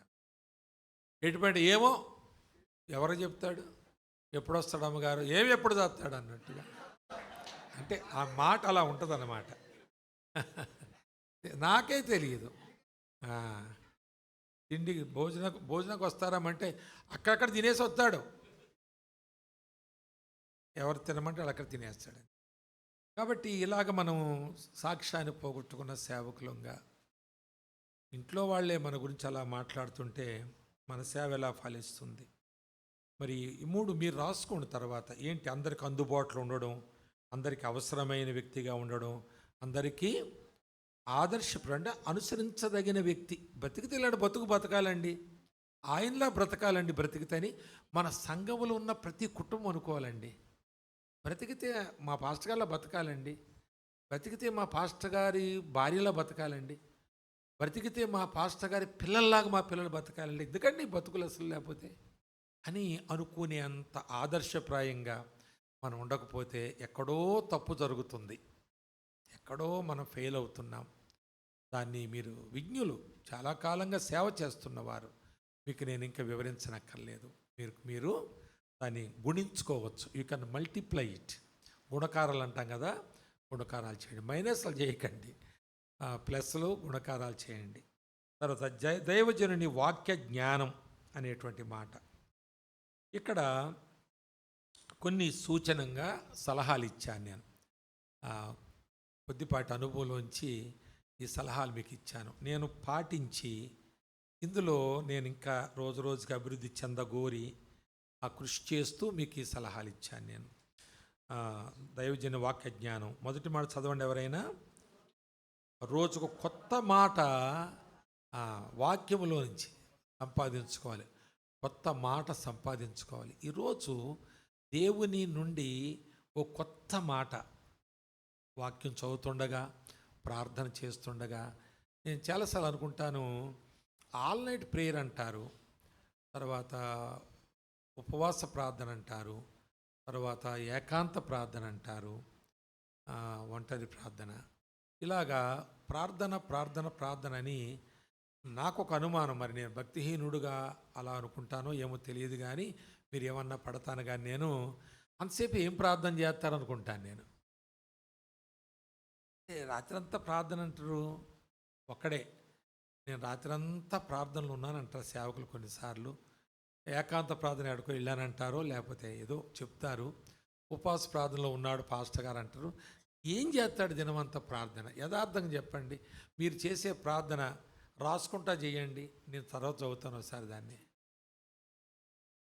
ఏమ్మా, ప్రాక్టికల్గా లెట్ us బి ప్రాక్టికల్. చదవండి, రాసుకుంటూ ప్రార్థన చేయండి, తప్పేం కాదు. మనము చదువుతూ ఏదో చూసుకుంటూ ప్రార్థన చేయొచ్చు, రాసుకుంటూ ప్రార్థన చేయొచ్చు, కళ్ళు తెరిచి ప్రార్థన చేయొచ్చు, కళ్ళు మూసి ప్రార్థన చేయొచ్చు, కూర్చుని ప్రార్థన చేయొచ్చు, మోకాళ్ళ మీద ప్రార్థన చేయొచ్చు, కానీ పడుకుని ప్రార్థన చేయకూడదు. ఆ ప్రార్థన బైబిల్లో లేదు ఎక్కడ. మిగిలినవన్నీ ఉన్నాయి ప్రార్థనలు. వినండి, ఒక ఆల్ నైట్ ప్రేయరులో ఎప్పుడు ఫస్ట్ ప్రార్థన చేస్తాడట. ఎప్పుడు సంఘస్థుడు సేవకులో మరి ఫస్ట్ ప్రార్థన చేస్తాడ. ఇక మనందరం ప్రార్థన చేసుకుందాం, ఒక్కొక్కరి తర్వాత ఒకరు భారంతో ఎజెండా ఏదో ఉంటుంది కదా అని అన్నప్పుడు ఎప్పుడు ఫస్టే చేసేస్తాడు ఆ పాస్టర్ గారు. అప్పుడు అడిగారంటే, ఏంటన్నా ఎప్పుడు నువ్వే ఫస్ట్ చేస్తే ఎవరో దొరకకుండా అంటే, తెల్లారు ఒక నిద్రపోవచ్చు కదా అన్నట్టుగా. ఇంకోసారి చేస్తే కాడు పడుకోవచ్చు, ఆయన ఎవడడుగుతాడు? ఆ బ్రదర్ ప్రార్థన చేసి ఎవడంటాడు? ఫస్ట్ చేసేస్తాడనే గ్రేడ్ ఉంటుంది, తెల్లారి వరకు నిద్రపోవచ్చు రాత్రి అంతా. అంటే నేనంటాను, ఏం ప్రార్థన చేస్తారు మీరు అసలు? ఎన్నో ఐటమ్స్ చెప్పండి నాకు. సరే, ఏం చేస్తారు? క్షమించండి నన్ను. ఏం చేస్తారు చెప్పండి, రాయండి ఒకసారి మీరు చేసిన ప్రార్థన రాసి చెప్పండి నాకు. మీరు చూసుకోండి, మీరే చదువుకోండి మీరు చేసిన ప్రార్థన. కనుక మరి ఇలాంటి ప్రార్థనలో నేనేం చెప్తానంటే, మనం సైలెంట్గా ఉండిపోతే, నిజంగా భారంతో మనం ప్రార్థన చేయడానికి వెళ్ళినప్పుడు అరగంట పావుగంట చేస్తాం, చాలా ఉధృతంగా చేస్తాం. తర్వాత కొంచెం వెతుక్కోవాల్సి వస్తుంది. మంచి స్తోత్రం స్తోత్రం నాయన, హల్లెలూయా నాయన, ప్రభు ప్రభు, నాయన నాయన నాయన అని ఓ మాట అంటాం. మళ్ళీ ఇవన్నీ దొరక్క, ఇవన్నీ కూడా ఇలాగా అన్యజనుల వలె వ్యర్థమైన మాటలు, అవి వ్యర్థమైనవి. అవన్నీ కూడా మనం అలాగ అందామని పోలేదు అక్కడ కదా, కానీ అది తర్వాత దొరక్క, ఇంకేమీ లేక ఇవన్నీ కలిపి ఆల్ నైట్ ప్రేయర్ అంటాం మనం. సరే, కనుక కొద్దిసేపు మనం సైలెంట్గా ఉందాం. Let God speak with us. మనతో మాట్లాడియండి. కొద్దిసేపు ఆగి బైబిల్ చదువుదాం. ఏదో ఒక భాగాన్ని జ్ఞాపకం చేసుకుని చదువుదాం. అందులో ప్రవేదన కొత్త మాట మనకు ఇస్తాడేమో చూద్దాం. ప్రాక్టికల్గా అడుగుతున్నాను నేను ఈ మాటలు, నన్ను క్షమించండి. మీరు కొందరు క్షమించలేరు ఈ మాటల్ని. సరే, మొత్తానికి రోజుకొక కొత్త మాట సంపాదించుకోవాలి. తర్వాత వారమునకు ఒక కొత్త ప్రసంగం సిద్ధపరచుకోవాలి. అంటే రెడీ రికనరీస్ మనకు కొన్ని ఉంటాయి. ఒక ఆయన వ్యాపారం కొరకు బిల్లిగ్రామ్ గారు చేసిన 500 ప్రసంగాలు అవుట్లైన్స్ అని పుస్తకం. అసలు బిల్లిగ్రామ్ గారు 500 ప్రసంగాలు ఆయన మొత్తం బతుకులో చేయలేదేమో. ఇవన్నీ వట్టి మాటలు, హెడ్డింగ్ టైటిల్స్ అన్నట్టు అమ్ముకోవడానికి, అట్ట మీద మాటలు అవి. బిల్లిగ్రామ్ గారు చేసిన 500 ప్రసంగాల అవుట్లైన్స్ అని పైన టైటిల్ పెట్టి ఓల్డ్ పుస్తకాలు అమ్మేశాడు ఆయన. నేను క్వశ్చన్ చేశాను ఆయన్ని, ఇవి నిజమేనా? పబ్లిషర్ని అడిగితే, అన్న ఈ కంటే మామూలుగా చదవరు కదా, అందుకని ఆ టైటిల్ ఇచ్చాం అని ఒప్పుకున్నారు వాళ్ళు ఆ మాటలు. అలాగున అవుట్లైన్స్తో మనం ప్రసంగికులం కాకూడదు. అది ఎంగిలి కూడు. అది మనం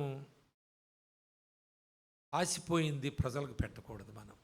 అందుకు ఒక మాట చెబుతుంటాను అప్పుడప్పుడు నేను, లేక ఎవరైనా చెబితేనే నేను చెప్తున్నాను గుర్తులేదు, కానీ చాలా కాలం చెప్తున్నా కాబట్టి అది నాదే అయిపోయినట్టుంది ఆ మాట. అసలు ఎవరిదన్నా కావచ్చు. నువ్వు ఏ గడ్డన్నా తిను, నీ పాలి అన్నాడట. బర్రె గేదెలు ఉంటాయి కదా, నువ్వు గడ్డి ఏ గడ్డి అన్న తిను, కానీ పాలు మాత్రం నీ అన్నట్టుగా. సో అవన్నీ అవుట్లైన్ చదువుకోవచ్చు, ధ్యానం చేయొచ్చు, బైబిల్ చదవచ్చు. ఇలాంటి ప్రసంగాలు విన్నప్పుడు మీకు ఒక మాట దొరకవచ్చు. ఆ మాటను పట్టుకుని మీరు ప్రార్థనాపూర్వకంగా సిద్ధపడి వాక్యోపదేశం మనం చేయొచ్చు. కానీ అది నీలో నుండి పుట్టిన ఆత్మ ప్రేరేపణతో, దైవావేశముతో పుట్టిన ఆ మాట అయితే, దైవావేశముతో నువ్వు బోధించినప్పుడు అది ఆ జీవం విడుదలవుతుంది, ఆ కార్యం జరుగుతుంది, వారి హృదయాల్లో వెలుగు కలుగుతుంది. అది మనం వారానికి ఒక కొత్త ప్రసంగం తయారు చేసుకోవాలి, నియమం పెట్టుకుందాం. మన సంఘానికి ఆ కొత్త ప్రసంగం అందించే వారం ఉండాలి.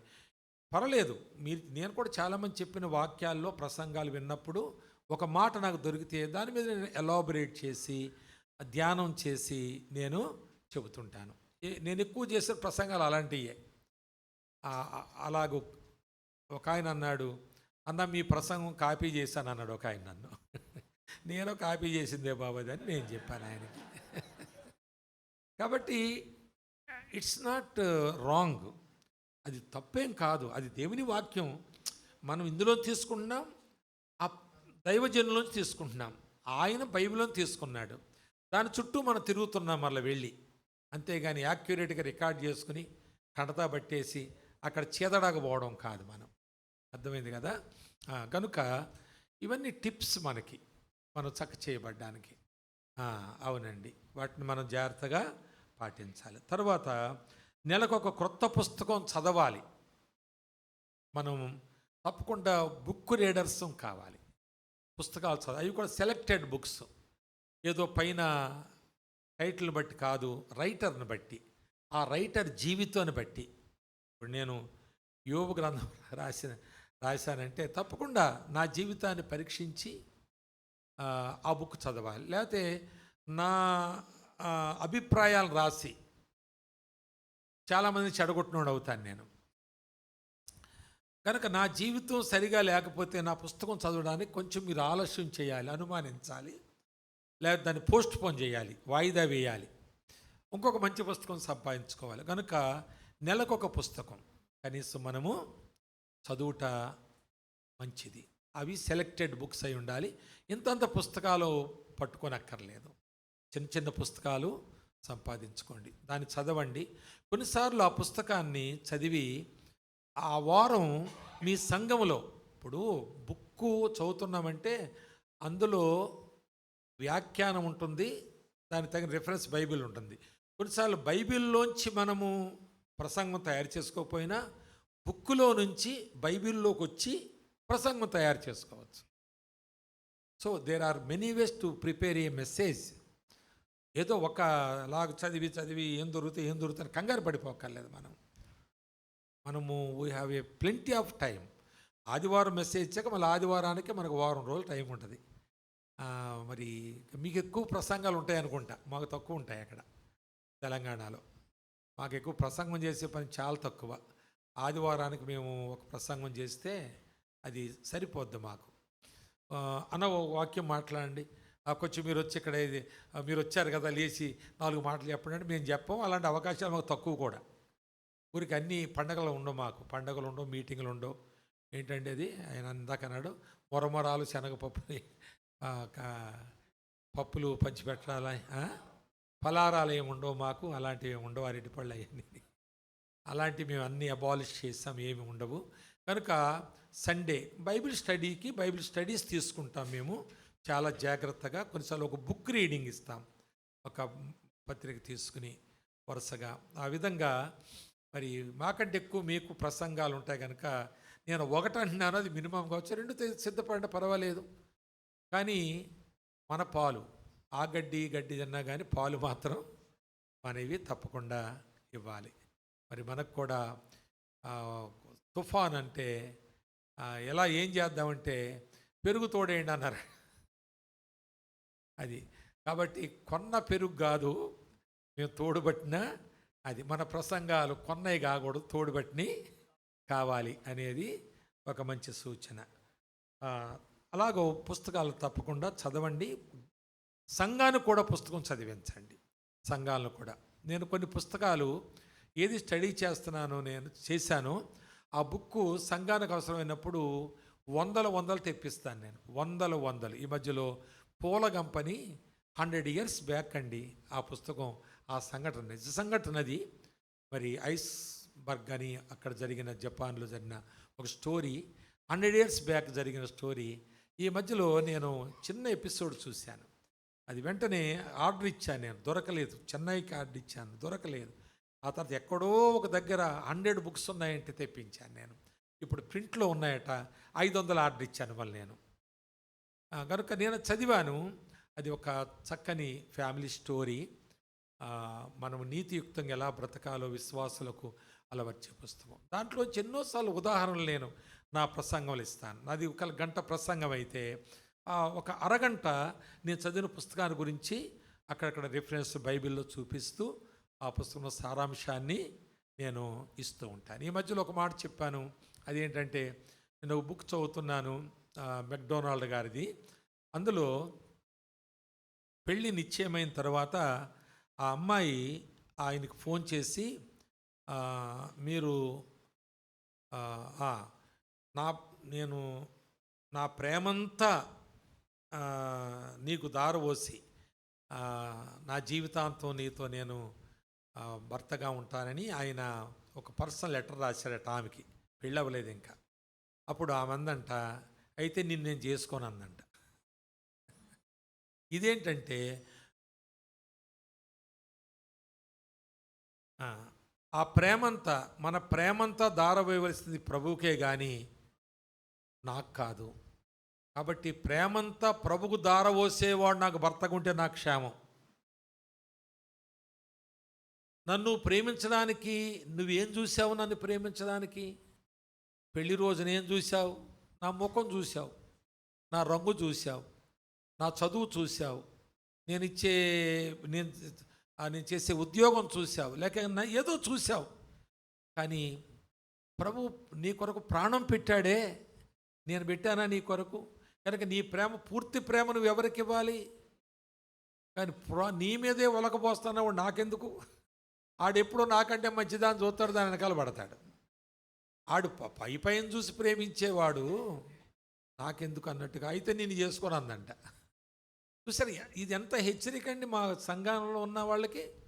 ఆ ఒక సెంటెన్సే అందులో నేను చదివాను. అది పెద్ద పుస్తకం అనుకోండి, ఇంకా చదువుతున్నాను, పూర్తి అవ్వలేదు. అయితే ఆ మాట చెబితే చాలా ఉద్యమం వచ్చింది. తర్వాత చార్లెస్ స్పర్జన్ గారు తాను చేసుకోబోయే ఆమెతో ఓ మీటింగ్కి వెళ్ళాడట. పెళ్ళి కాకముందు. వాళ్ళకి కొంచెం ఉంటాయి కదా, ఫారినర్స్కి కల్చర్ ఉంటుంది కదా, అది పాపమేం కాదు వాళ్ళకి. కాబట్టి ఒక్క కారులోనే వెళ్ళారంట. వెళ్ళేసరికి ఈయనకి ఏదో కారణం చేత 10 minutes లేట్ అయింది. లేట్ అయ్యేసరికి జనమంతా వచ్చి ఆయన గురించి చూస్తున్నారంట. కారు వెళ్ళి బ్రేక్ వేసి గవుక్కుని దిగిపోయి తలుపేసేసి వెళ్ళిపోయాడంట ఆడికి. ఈయనేమైందో చూడకుండా, ఈయన పట్టించుకోకుండా అక్కడ గంట ప్రసంగం చేశాడట. అప్పుడు ఈయన డిసైడ్ చేసుకుందంట ఆయన చేసుకోవడానికి. ఎందుకంటే ఇలాంటోడే కావాలి నాకంటే ఎక్కువ ప్రభును సేవించేవాడు, ఆయన సేవలో తన భార్య కంటే ఎక్కువగా ప్రభు సేవ చేసేవాడు కావాలి. కాబట్టి అందుకే నేను చేసుకుందంట ఆమె.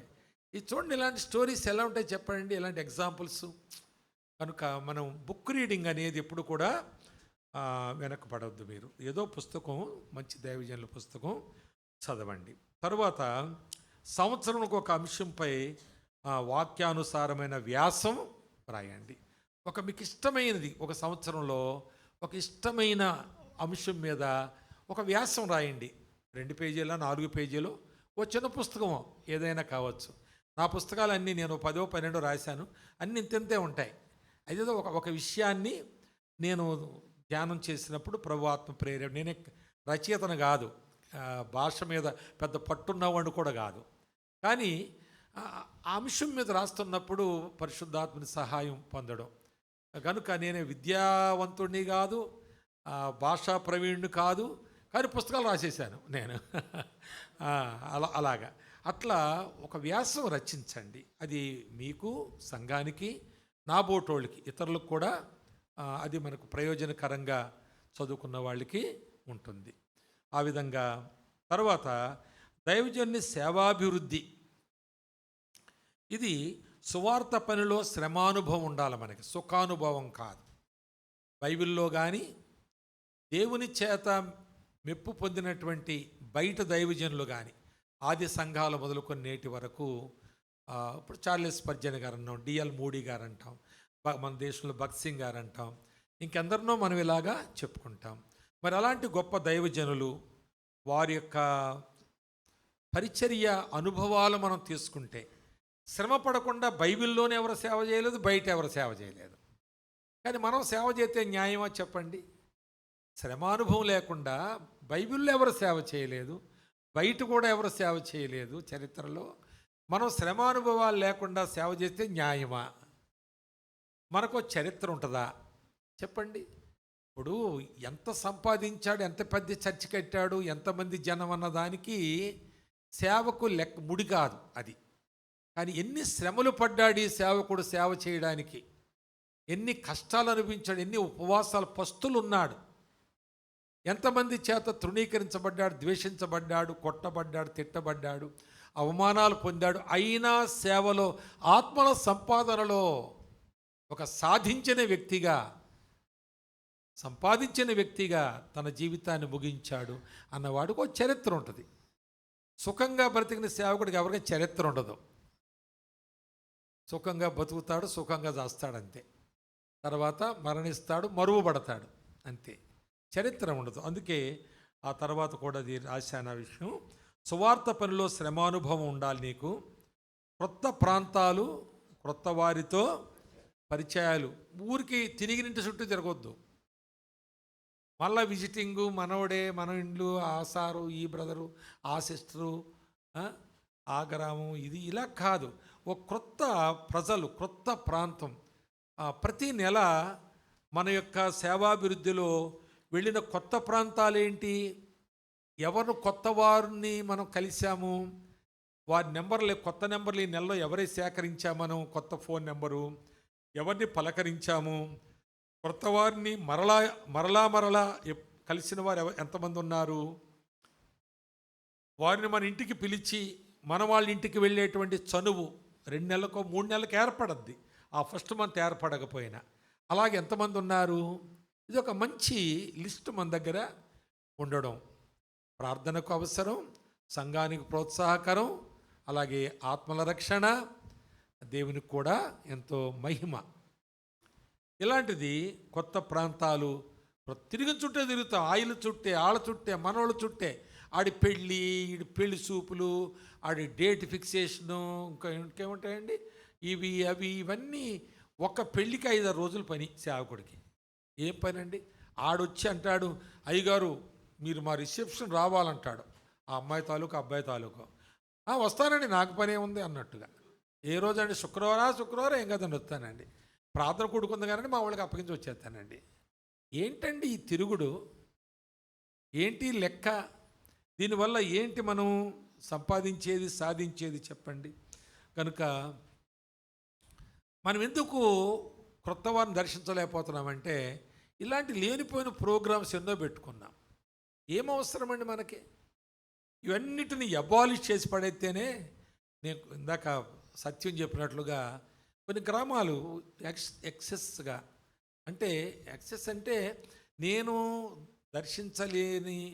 లేను అనుకున్న గ్రామాలు కూడా దర్శించగలుగుతున్నాను. నాకు కూడా ఉన్నవాళ్ళు కూడా ఎన్నో కవర్ చేశారండి. 300 గ్రామాలు మేము ట్రేస్ చేస్తే నేను 70 గ్రామాలే దర్శించాను.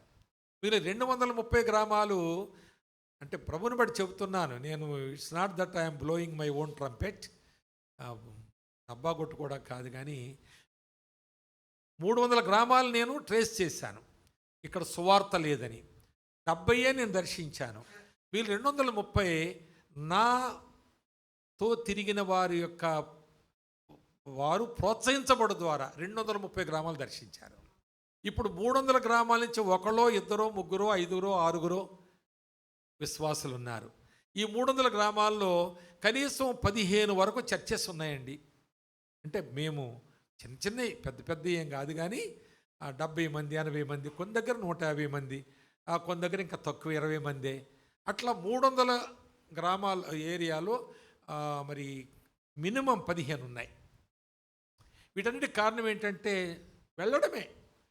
కొన్నిసార్లు నేను బండి వేసుకెళ్ళను, బైక్ మీద వెళ్తాను. నేను సాధారణంగా స్కూటీ మీద వేసుకెళ్ళను, నడిచి వెళ్తాను. ఎందుకంటే మనుషులు దొరుకుతారు ఎక్కువ మంది. స్కూటీ మీద బర్రన పోవడం, ఇక్కడ ఎక్కి అక్కడ దిగడం, ఈ మధ్య వాళ్ళందరినీ వదిలిపెట్టేయడం అని నడిచెళ్ళి పలకరించుకుంటా, వాళ్ళతో మాట్లాడుకుంటా.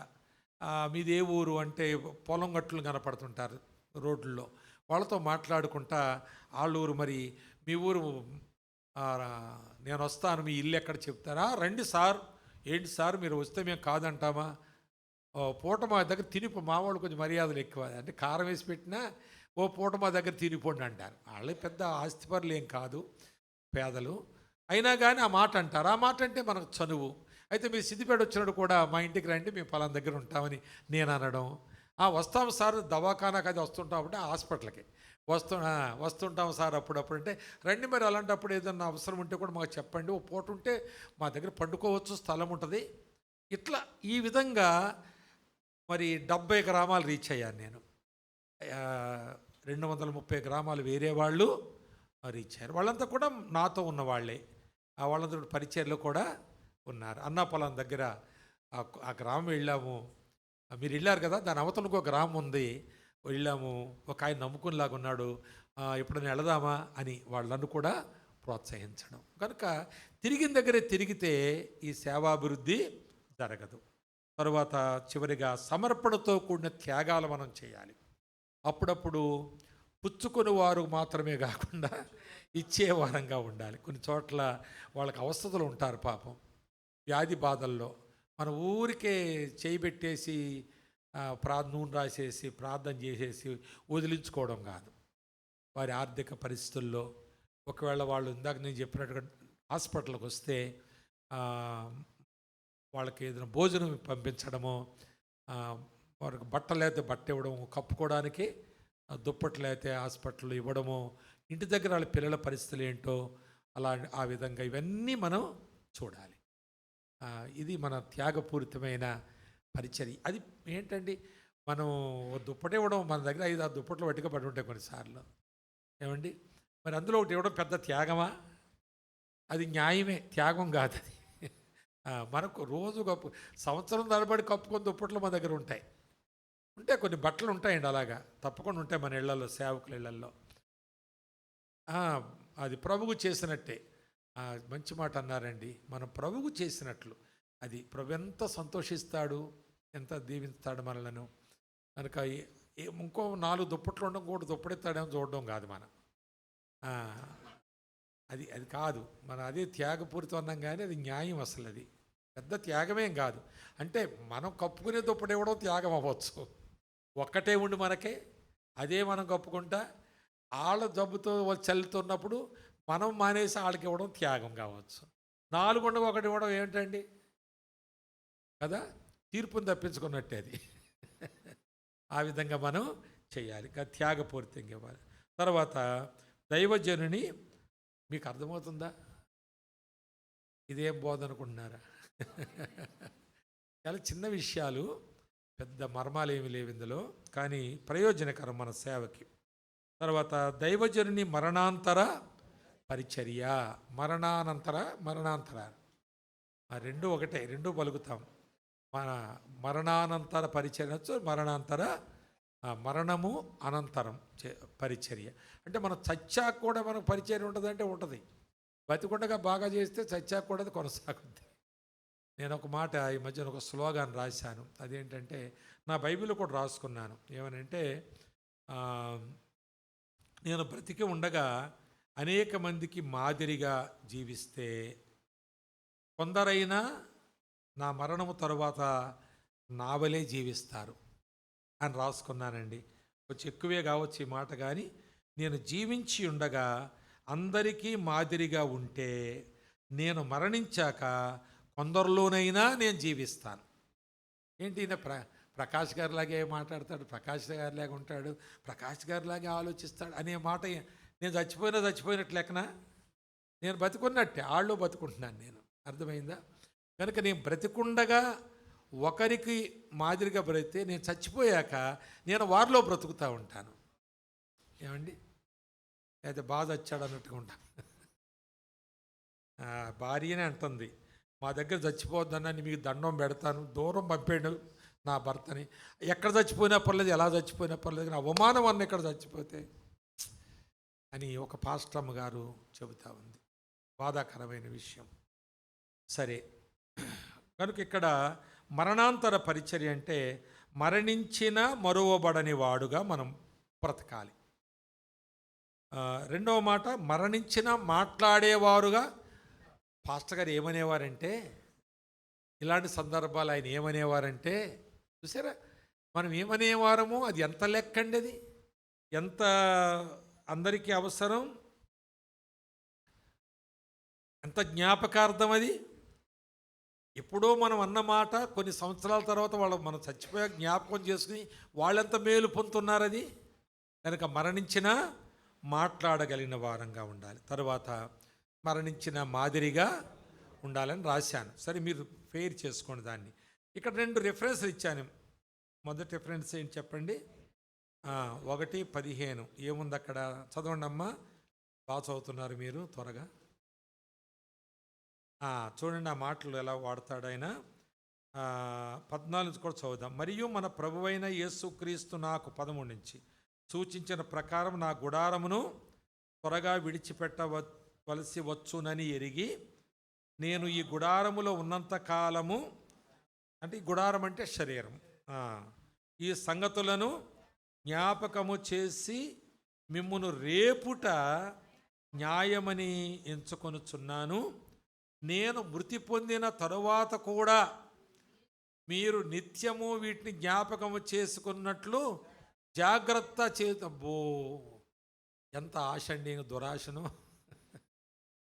పేరాశను కానీ ఎంత ఆశ అండి సేవకుడికి. ఇలాంటి ఆశ ఉండాలి మనకి. నేను చచ్చాక కూడా నేను ఈ ప్రజలకు సేవ చేయాలి, వీళ్ళు వదలకూడదు. అంటే దెయ్యమై పట్టుకోవడం కాదు, దైవావేశం వలన వాళ్ళు మనం పట్టుకోవాలి. ఎట్లా అండి? ఎంత మంచి మాట అండి, ఎంత గొప్ప మాట, ఎంత దివ్యమైన మాట. కనుక నేను చనిపోయిన తర్వాత కూడా మీరు నిత్యము వీటిని జ్ఞాపకం చేసుకున్నట్లు ఇప్పుడే నేను మిమ్మల్ని జాగ్రత్త చేస్తున్నాను. ఎందుకంటే చమత్కారముగా కల్పించిన కథలను మేము అనుసరించి మన ప్రభువైన యేసుక్రీస్తు యొక్క శక్తిని ఆయన రాకడ మేము మీకు తెలపలేదు అని ఆయన ఏమంటాడంటే రూపాంతర కొండ జ్ఞాపకం చేస్తున్నాడు. తర్వాత అందులో మొదటి మాట, మేము కన్నులారా చూశాము, తర్వాత ఆయనతో కూడా ఉన్నాము, చెవులారా విన్నాము అని జ్ఞాపకం చేస్తూ, ఇవన్నీ ఒకవేళ మా కళ్ళు సరిగ్గా చూడకపోవచ్చు, మేము అనుకుని ఉండొచ్చు, మా చెవులు సరిగ్గా వినకపోవచ్చు, వినకుండా ఉన్న మాటలు మేము చెప్తున్నాం అనుకోవచ్చు మీరు. ఒకవేళ మేము అక్కడే ఉన్నాము కానీ కొంచెం నిద్రపోయాం కూడా, అది నిజమే, కానీ నిద్రమత్తులు లేచి ఏమనుకున్నాము అది కూడా అటుంచండి. అసలు మేము ఇంతవరకు మీకు ఏం బోధిస్తున్నామంటే చమత్కారముగా కల్పించిన కథలు చెప్పలేదు. ఏం చెప్పాము? 19వ వచనం, మరియు ఇంతకంటే స్థిరమైన, అంటే దైవావేశం కలిగిన లేఖనాలను మీకు చెప్పాము. ఎలా చెప్పాం? దైవావేశంతో చెప్పాం. మేము చచ్చిపోతున్నాము, మరి నా భార్య ఎలాగా, నా పిల్లలు ఎలాగా, నేను చచ్చిపోయాక నా సమాధి ఎలాగా అని చచ్చిపోతలేదు. మేము ఉన్నాం కదా అయ్యగారు, మీకు అంత బాధ ఎందుకు అయ్యగారు, మేము మంచిగా అదే చూస్తున్నాం, ఎప్పుడు సమాధి చేద్దామని. అలా ఇంత వేసుకొని తప్పకుండా బాగా చేస్తాంలే, మీరు చచ్చిపోయా కూడా ఒక మంచి మేకపోతుని కోసి అందరిగా పెడతాం, అక్కడితో మా గొడవ వదిలిపోద్ది. ఈయన దాని గురించి మాట్లాడతా లేదు. ఈయన అంటాడు, ఈ గుడారమును విడిచిపోవాలని నాకు తెలుస్తుంది. అయితే నేను విడిచిపోయాక కూడా నేను మిమ్మల్ని ఎడవను, మిమ్మల్ని వదలను. ఎట్లా? నేను జ్ఞాపకం చేసి ఈ విషయాలు ఉన్నాయే, ఇవి మిమ్మల్ని విడిచిపెట్టే విషయాలు కాదు, ఇవి దైవావేశం కలిగిన. ఆ మాట ఇంకా మంచి మాట అంటాడు కింద. ఎంత మంచి మాట అంటే, తెల్లవారి వేకువ చుక్క మీ హృదయములలో ఉదయించు వరకు నేను వదలను మిమ్మల్ని. మీ హృదయములలో ఆ వేకువ చుక్క అది ప్రవేశించి కార్యం చేయాలి.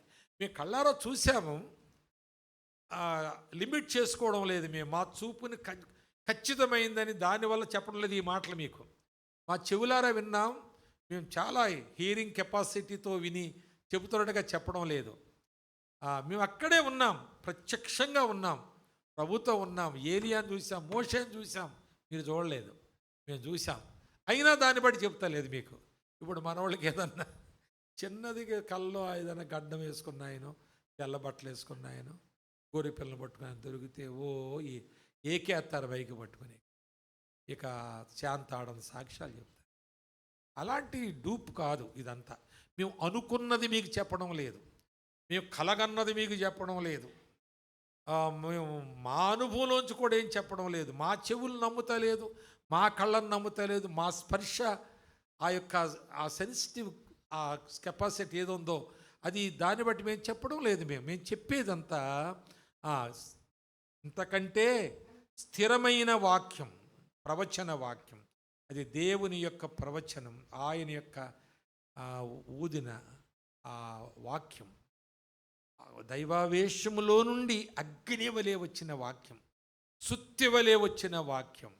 ఏమండి, ఎంత మంచి బలమైన మాటలు వాడాడండి ఆయన. కనుక ఆ వాక్యములోంచి మేము చెబుతాను. ఆ వాక్యం మేమేదో చెప్పి గాలిలో మోగించి ప్రసంగం ముగించుకుని ఇంటికి వెళ్ళిపోలేదు, చందా పట్టుకుని సంచులు వేసుకుని. ఏం చేస్తున్నాం మేము? అది మీ హృదయములో వేకువ చుక్కగా ఉదయించి మీ చీకటి గల ప్రతి చోటును వెలిగించే వరకు మేము వదలం మిమ్మల్ని. ఇప్పుడు 1000 మంది మన సంఘంలో ఉంటే మనం ఏం చేయగలం ఇంత సేవ? అందుకే 50-60 మందిని పెట్టుకుని ఉండాలి మనం, అంతే. అంతకు మించిందంటే బాధపడాలి మనం. అంతకు మించుంటే చాలా కష్టం సేవ చేయడం. మరి మీరేమనుకుంటున్నారు, ఎలా చేసేస్తున్నారు? 1000 మంది మనకు సందాక అవసరం, కానీ సేవకు పనికిరారు. అది మనం అందుకు వాడుకుంటున్నామేమో, కానీ అందరికీ ఏం సేవ చేస్తున్నాం మనం? ఏమంటే అందరికీ ఇంత న్యాయం చేస్తున్నామా చెప్పండి ఇస్సాక్ గారు? చేయలేస్తారు. చేతులు ఎత్తండి, ఆరాధన చేయండి, ఇలాగనండి, అలాగనండి, ఇలాగని వాళ్ళు ఊపి ఇక సందేయండి, దశం బాగాలేవండి. ఏమండి, ఏంటి ఈ మోత? ఎంతకాలం ఇది మనం మోయించి వాళ్ళ హృదయంలో ఏం వెలుగుతుంది? అలాగ ఊగుతున్న ఒక ఆమె భర్తను కొత్తగా తీసుకెళ్ళినాడు చర్చికి. ఆయన కూడా ఊగమంటే అలా ఊగుతాడు, సుట్టగాలుతాడు అసలు. జాలర్లాళ్ళు మరి అక్కడ శ్రీకాకుళం జిల్లా మన ఉప్పాడ ఆ ప్రాంతాల్లో ఉన్నవాళ్ళ సంగతి చెప్తున్నా. నువ్వు నడువంటే ఆడు లుంగితోనే పోయాడు చర్చికి. అయ్యా, ప్యాంట్ ఎందుకు వేసుకుంటాడు? బైబిల్ పట్టుకునేమన్నా నీట్గా వైట్ అండ్ వైట్ వేసుకుంటాడా? అరుగు మీకు చుట్టగాల్చుకుంటే నడువు ఇంత సభ జరుగుతుంటే నువ్వు ఒక్కడ ఊరంతా పోతే నువ్వు ఒక్కడ చుట్టగాలుతున్నావని తీసుకెళ్ళి నిలబెట్టింది, ఈ పక్కన కూర్చోబెట్టింది. చెప్పి ఆమె ఒక సువార్త గాయనులు ఉంటారు, ఇక వాళ్ళు నేను సువార్త గాయకులు ఎన్నో గాయాలు చేస్తారు నాకు. పాడి నా ఆత్మ ఆరిపోయే వరకు పాడి, ఇప్పుడు ముఖ్యమైన సందర్భంలోకి వచ్చామంటారు, అప్పుడు నా ఆత్మ ఆరిపోయి ఉంటుంది. కానీ ఇలాంటి సందర్భాలు చాలా ఎదుర్కొంటాను నేను. ఆమె మీకు చేతులు లేవా? చేతులు ఉన్నవాడు చప్పళ్ళు కొట్టండి. ఏంటండి ఈ మాటలు, సొల్లు మాటలు? చేతులు ఉన్నవాడు 2 చేతులు ఎత్తండి, కుడి చేయి ఎత్తండి అంటారు. ఎవడన్నా ఈరోజు తీర్మానించి కుడి చేతనాడు, పాపం చేయలేదనుకో. ఇప్పుడు నేను బస్సులో వచ్చాను, ఆ బస్సులో ఒక ఆవిడికి, ఒక యవనస్తురాలు అమ్మాయి, ఈ చేయి లేదు పాపం ఆమెకి. అది ఇలా కప్పుకుంది, నేను చూడలేదు ఎక్కినప్పుడు.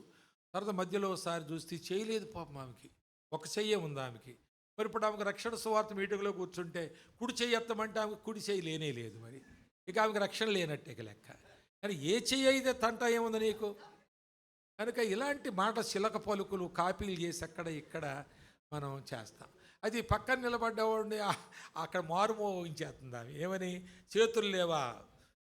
యేసు ప్రభు చేతులు ఇలా సాచి ఎండలో ఉండి ఎంతగా పడ్డాడు, మీకు దుఃఖం రావడం లేదా? ప్రభును ప్రేమించలేదా? ఎత్తడి చేతులు అంటుంది ఆమె. ఎన్ని ఎక్కడ వస్తాయి స్టేజ్ మీద. అవి ఎప్పుడు ఇంటికాడ పాట పాడదు. ఈ సువార్త గాయకులు ఎప్పుడు ఇంట్లో పాట పాడతారా? ఓ పూర్తి పాట పాడ మన ఇంట్లో ఉండవు, ఉండవు. ఈ నాటకాలు ఎప్పటి నుంచో 45 ఏళ్ళ నుంచి చూస్తున్నాను నేను. కనుక ఇవన్నీ నాటకీయమైన సేవలో మనం ఉద్యమం అంటున్నాము, ఉల్లాసిస్తున్నాము, ఏమి జరిగిందిరా అంటాము. ఆర్కెస్ట్రా వాడు వస్తాడు, ఆడు కొడుతుంటే ఆ డ్రమ్ములు గుండెలు పగిలిపోతుంటాయి. మరి ఎన్నోసార్లు బైబిల్ అడ్డం పెట్టుకున్నాను నేను. అడ్డం పెట్టుకున్న 66 గ్రంథాల బైబిల్ దాటి గుండెను వచ్చేసింది ఆ దెబ్బ. ఎందుకంటే ఈ ప్యాడ్స్ ఎందుకండి? దేని సినిమా స్టైల్స్ మనకి ఎందుకు చెప్పండి? ఆ దెబ్బలు మనకి ఎందుకండి? ఆ మెలోడీ అంటారు, మెలోడీ ఎక్కడి నుంచి వస్తాను? డివోషనల్. ఆ మెలోడీ దగ్గర డివోషనల్గా ఉండాలి, కానీ ట్యూన్ మెలోడీగా ఉండడం, అందరు నోట అది నానిపోవడం ఎందుకండి? ఇలాంటి మాటలు మనకి. దేవుని సేవకులు విధేయులై దీనులై ఈ యోహాను వలె సేవ చేస్తే దైవజనుడు అని అనిపించుకుంటాం. మనం రాసుకోవచ్చు కదా, యోహాను మీద మన పేరు రాసుకోవచ్చు కదా. కనుక ఆయన అన్నమంటే వాళ్ళు లేచి అక్కడ అల్లెలుయ అల్లెలుయ అల్లెలుయ అల్లెలుయ అల్లెలుయ అల్లెలు అంటుంటే వీడికి అల్లెలుయ అలవాట్లేదు, వినలేదు, ఎప్పుడు ఆ మాట ఎరగడు. కానీ వీడు ఆంజనేయ ఆంజనేయ ఆంజనేయ ఆంజనేయ ఆ కెమెరా మ్యాన్ వీడియో వాడు వచ్చి తీసేస్తున్నాడు, ఇలాగెలా తీసే అంటే ఇప్పుడు వీడు కూడా అల్లు అంటున్నట్టు లెక్క కదా ఆ వీడియో లెక్కల్లో. అబ్బా, లుంగీల మీద వచ్చేసారండి, ఎంత ఆసక్తి అండి వీళ్ళకి. జనం ఎంతమంది వచ్చేసారండి. ఆడు లుంగి మీద వచ్చాడు, ఆడు చుట్ట కాల్చుకుని వాళ్ళ ఆవిడ అను చేతులెత్తో చెప్తుంది కదా అక్కడ. అంటే పామాడు ఎత్తాడు కష్టపడి. కనుక ఈ తందానా సేవ విడిచిపెడదాం మనం. యోహాను మీద పేరు రాసుకుందాం మనం. యోహానుడు గురించి ప్రభు పొగిడాడు. ఏమన్నాడండి? స్త్రీలు కన్యవారిలో వాళ్ళు లేడు. ఇంకో మాట అన్నాడండి ప్రభు. ఆ మాట చూసారా? మత్తయి సువార్తలో 11వ అధ్యాయమా ఆ మాట చూడండి. ముగిస్తాను నేను. నాకు 1 గంట అనుకుంటా, కానీ 11:30కి ఇస్తాను ఇవ్వలేదు కాబట్టి నేను కొంచెం ఎక్కువ చెప్తున్నాను. ఏమండి 11వ అధ్యాయంలో ఆ మాట చూడండి. 8వ వచనం నుంచి చదవండి. పైనుంచి 7వ వచనం చదవండి. వారు వెళ్ళిపోవచ్చుండగా యేసు, మత్తయి సువార్త 11:7 నుండి.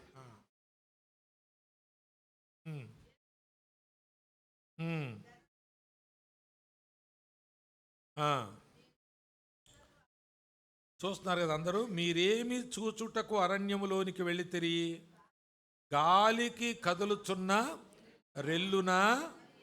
మరి ఏమి చూడ వెళ్ళితిరి? సన్నపు బట్టలు ధరించుకున్న మనుషునా? ఇదిగో సన్నపు బట్టలు ధరించుకుని వారు రాజగృహములలో నుందురు గదా. మరి ఏమి చూడ వెళ్ళితిరి? ప్రవక్తన? అవును గాని ప్రవక్త కంటే గొప్పవానినని మీతో చెప్పుచున్నాను. ఇక్కడ ప్రభు చెబుతున్న మాట గమనించండి. యోహానును చూడ వెళ్ళిన వారి గురించి మాట్లాడుతున్నాడు. మీరేమి చూచుటకు అరణ్యములోనికి వెళ్ళితిరి? గాలికి కదులుచున్న రెల్లునా? మరి ఏమి చూడ వెళ్ళితిరి? సన్నపునార బట్టలు ధరించుకున్న మనుషునా? ఇదిగో సన్నపునార బట్టలు ధరించుకుని రాజగృహములో ఉంటారు. అడవిలోకి ఎందుకు వెళ్ళారు మీరు అలాంటి వాళ్ళు చూడడానికి? చూసారా? అంటే ఆయన ఏదో గాలికి ప్రయాసపడుతున్నవాడుగా కాదు, అలాగే ఒక రాజగృహములో ఉండవలసిన రాజకుమారునిలాగా, దానికి ఆయన ఏఫోదు ధరించి యాజక వస్త్రాలు ధరించి జనుల్లో ఘనుడుగా ఎంచబడవలసిన వాడే. కానీ అలాగున్నాడు ఆయన. మీరు వెళ్ళి చూస్తే అలాగున్నాడు ఆయన. అలా లేడు. వినండి ఆ మాట. అసలు యోహాను దేవుని సేవకు వచ్చినప్పుడు ఈ మాట యోహాను తండ్రి అయిన జకర్యాకు బయలుపరచబడినప్పుడు యోహానును ఆయన పెంచిన విధానం మనం చూస్తాం. యోహాను ఎక్కడ తీసుకెళ్ళాడు?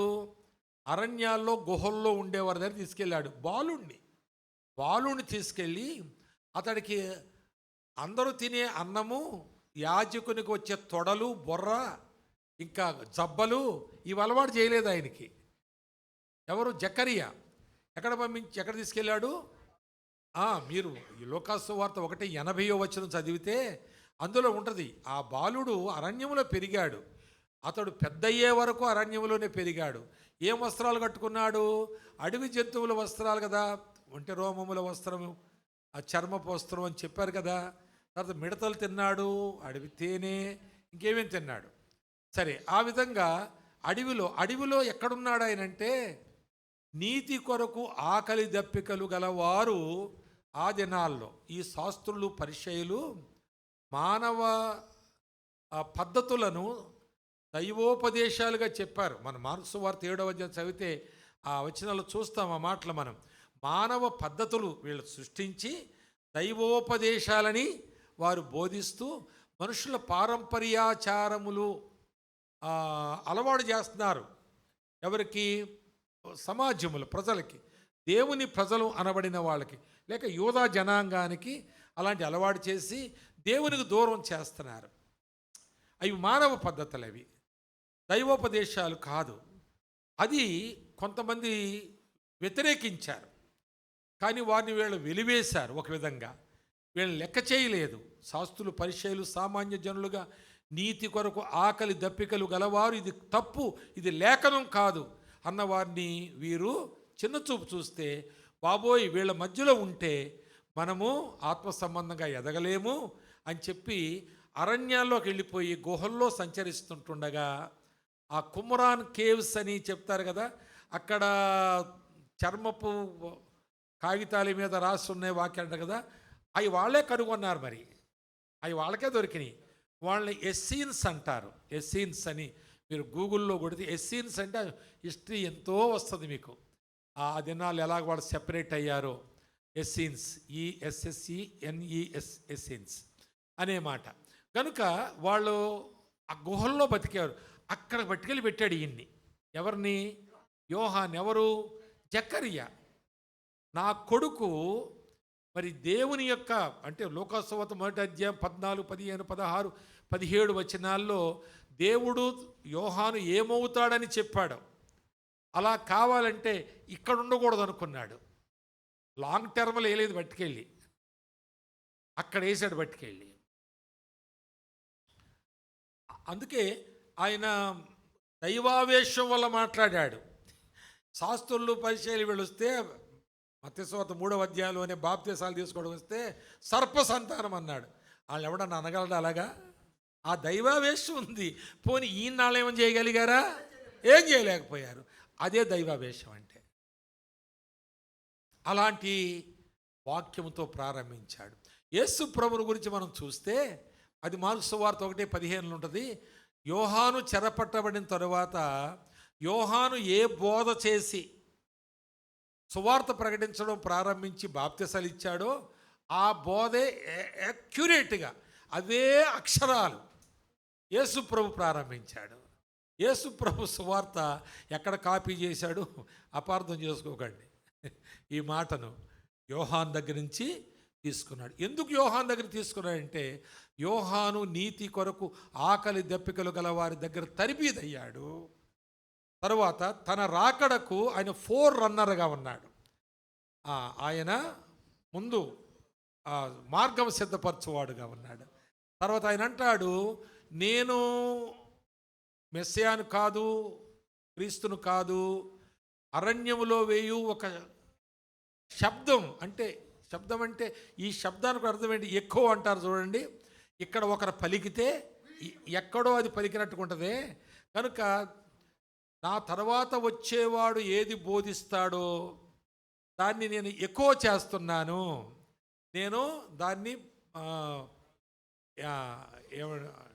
శబ్దం తరంగాల్లాగా అన్నమాట ఏదో అంటారు, ఆ శబ్దంలాగా నేను ఉన్నానంతే అని.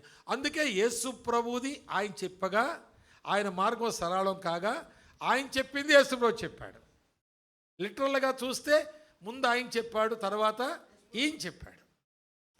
చూడండి ఆ అనుబంధం చూడండి, దేవునితో, క్రీస్తుతో, అలాగే పరిచర్య, ఆయన యొక్క లేఖన ప్రదర్శన ఎలా చూడండి. తర్వాత ఇక్కడ ఏమంటాడంటే ఈ 11వ అధ్యాయం మత్తయి సువార్తలో మీరు ప్రవక్తను చూడ్డానికి వెళ్ళారా, కానీ యోహాను ప్రవక్త కంటే గొప్పవానినని మీతో చెబుతున్నాను. మీరు ఎవరు చూడ వెళ్ళారు? ప్రవక్త కంటే గొప్పవానిని. కొందరు అపార్థం చేసుకున్నారు. మళ్ళీ ఏమనంటే యేసుప్రభు అంటున్నాడు నేను ప్రవక్త కంటే గొప్పవాడినని అనిపిస్తుంది ఇక్కడ చదువుతుంటే, కానీ అది కాదు దాని అర్థం.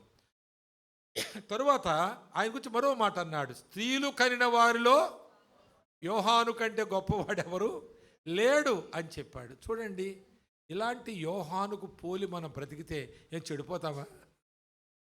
ఏమండి, ఏమన్నా తక్కువైపోతామా మనం?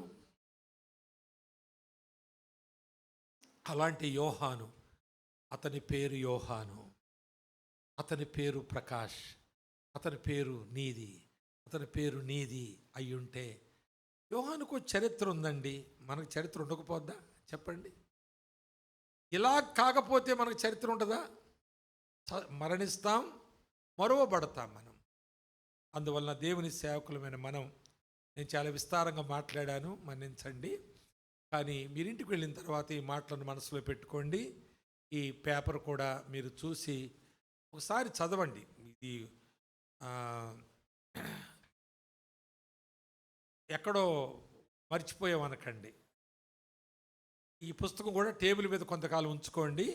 తర్వాత ఇది మీ బైబిల్లో పెట్టుకోండి. ఇది బైబిల్లో పెట్టుకోండి, చదివి పెట్టుకోండి. చాలాసార్లు చదవండి కూడా, చాలాసార్లు చదవండి. ఇది మీకెంతో నేను వెళ్ళిపోయిన తర్వాత కూడా ఇవి మీకు మేలు చేస్తాయి ఇవి.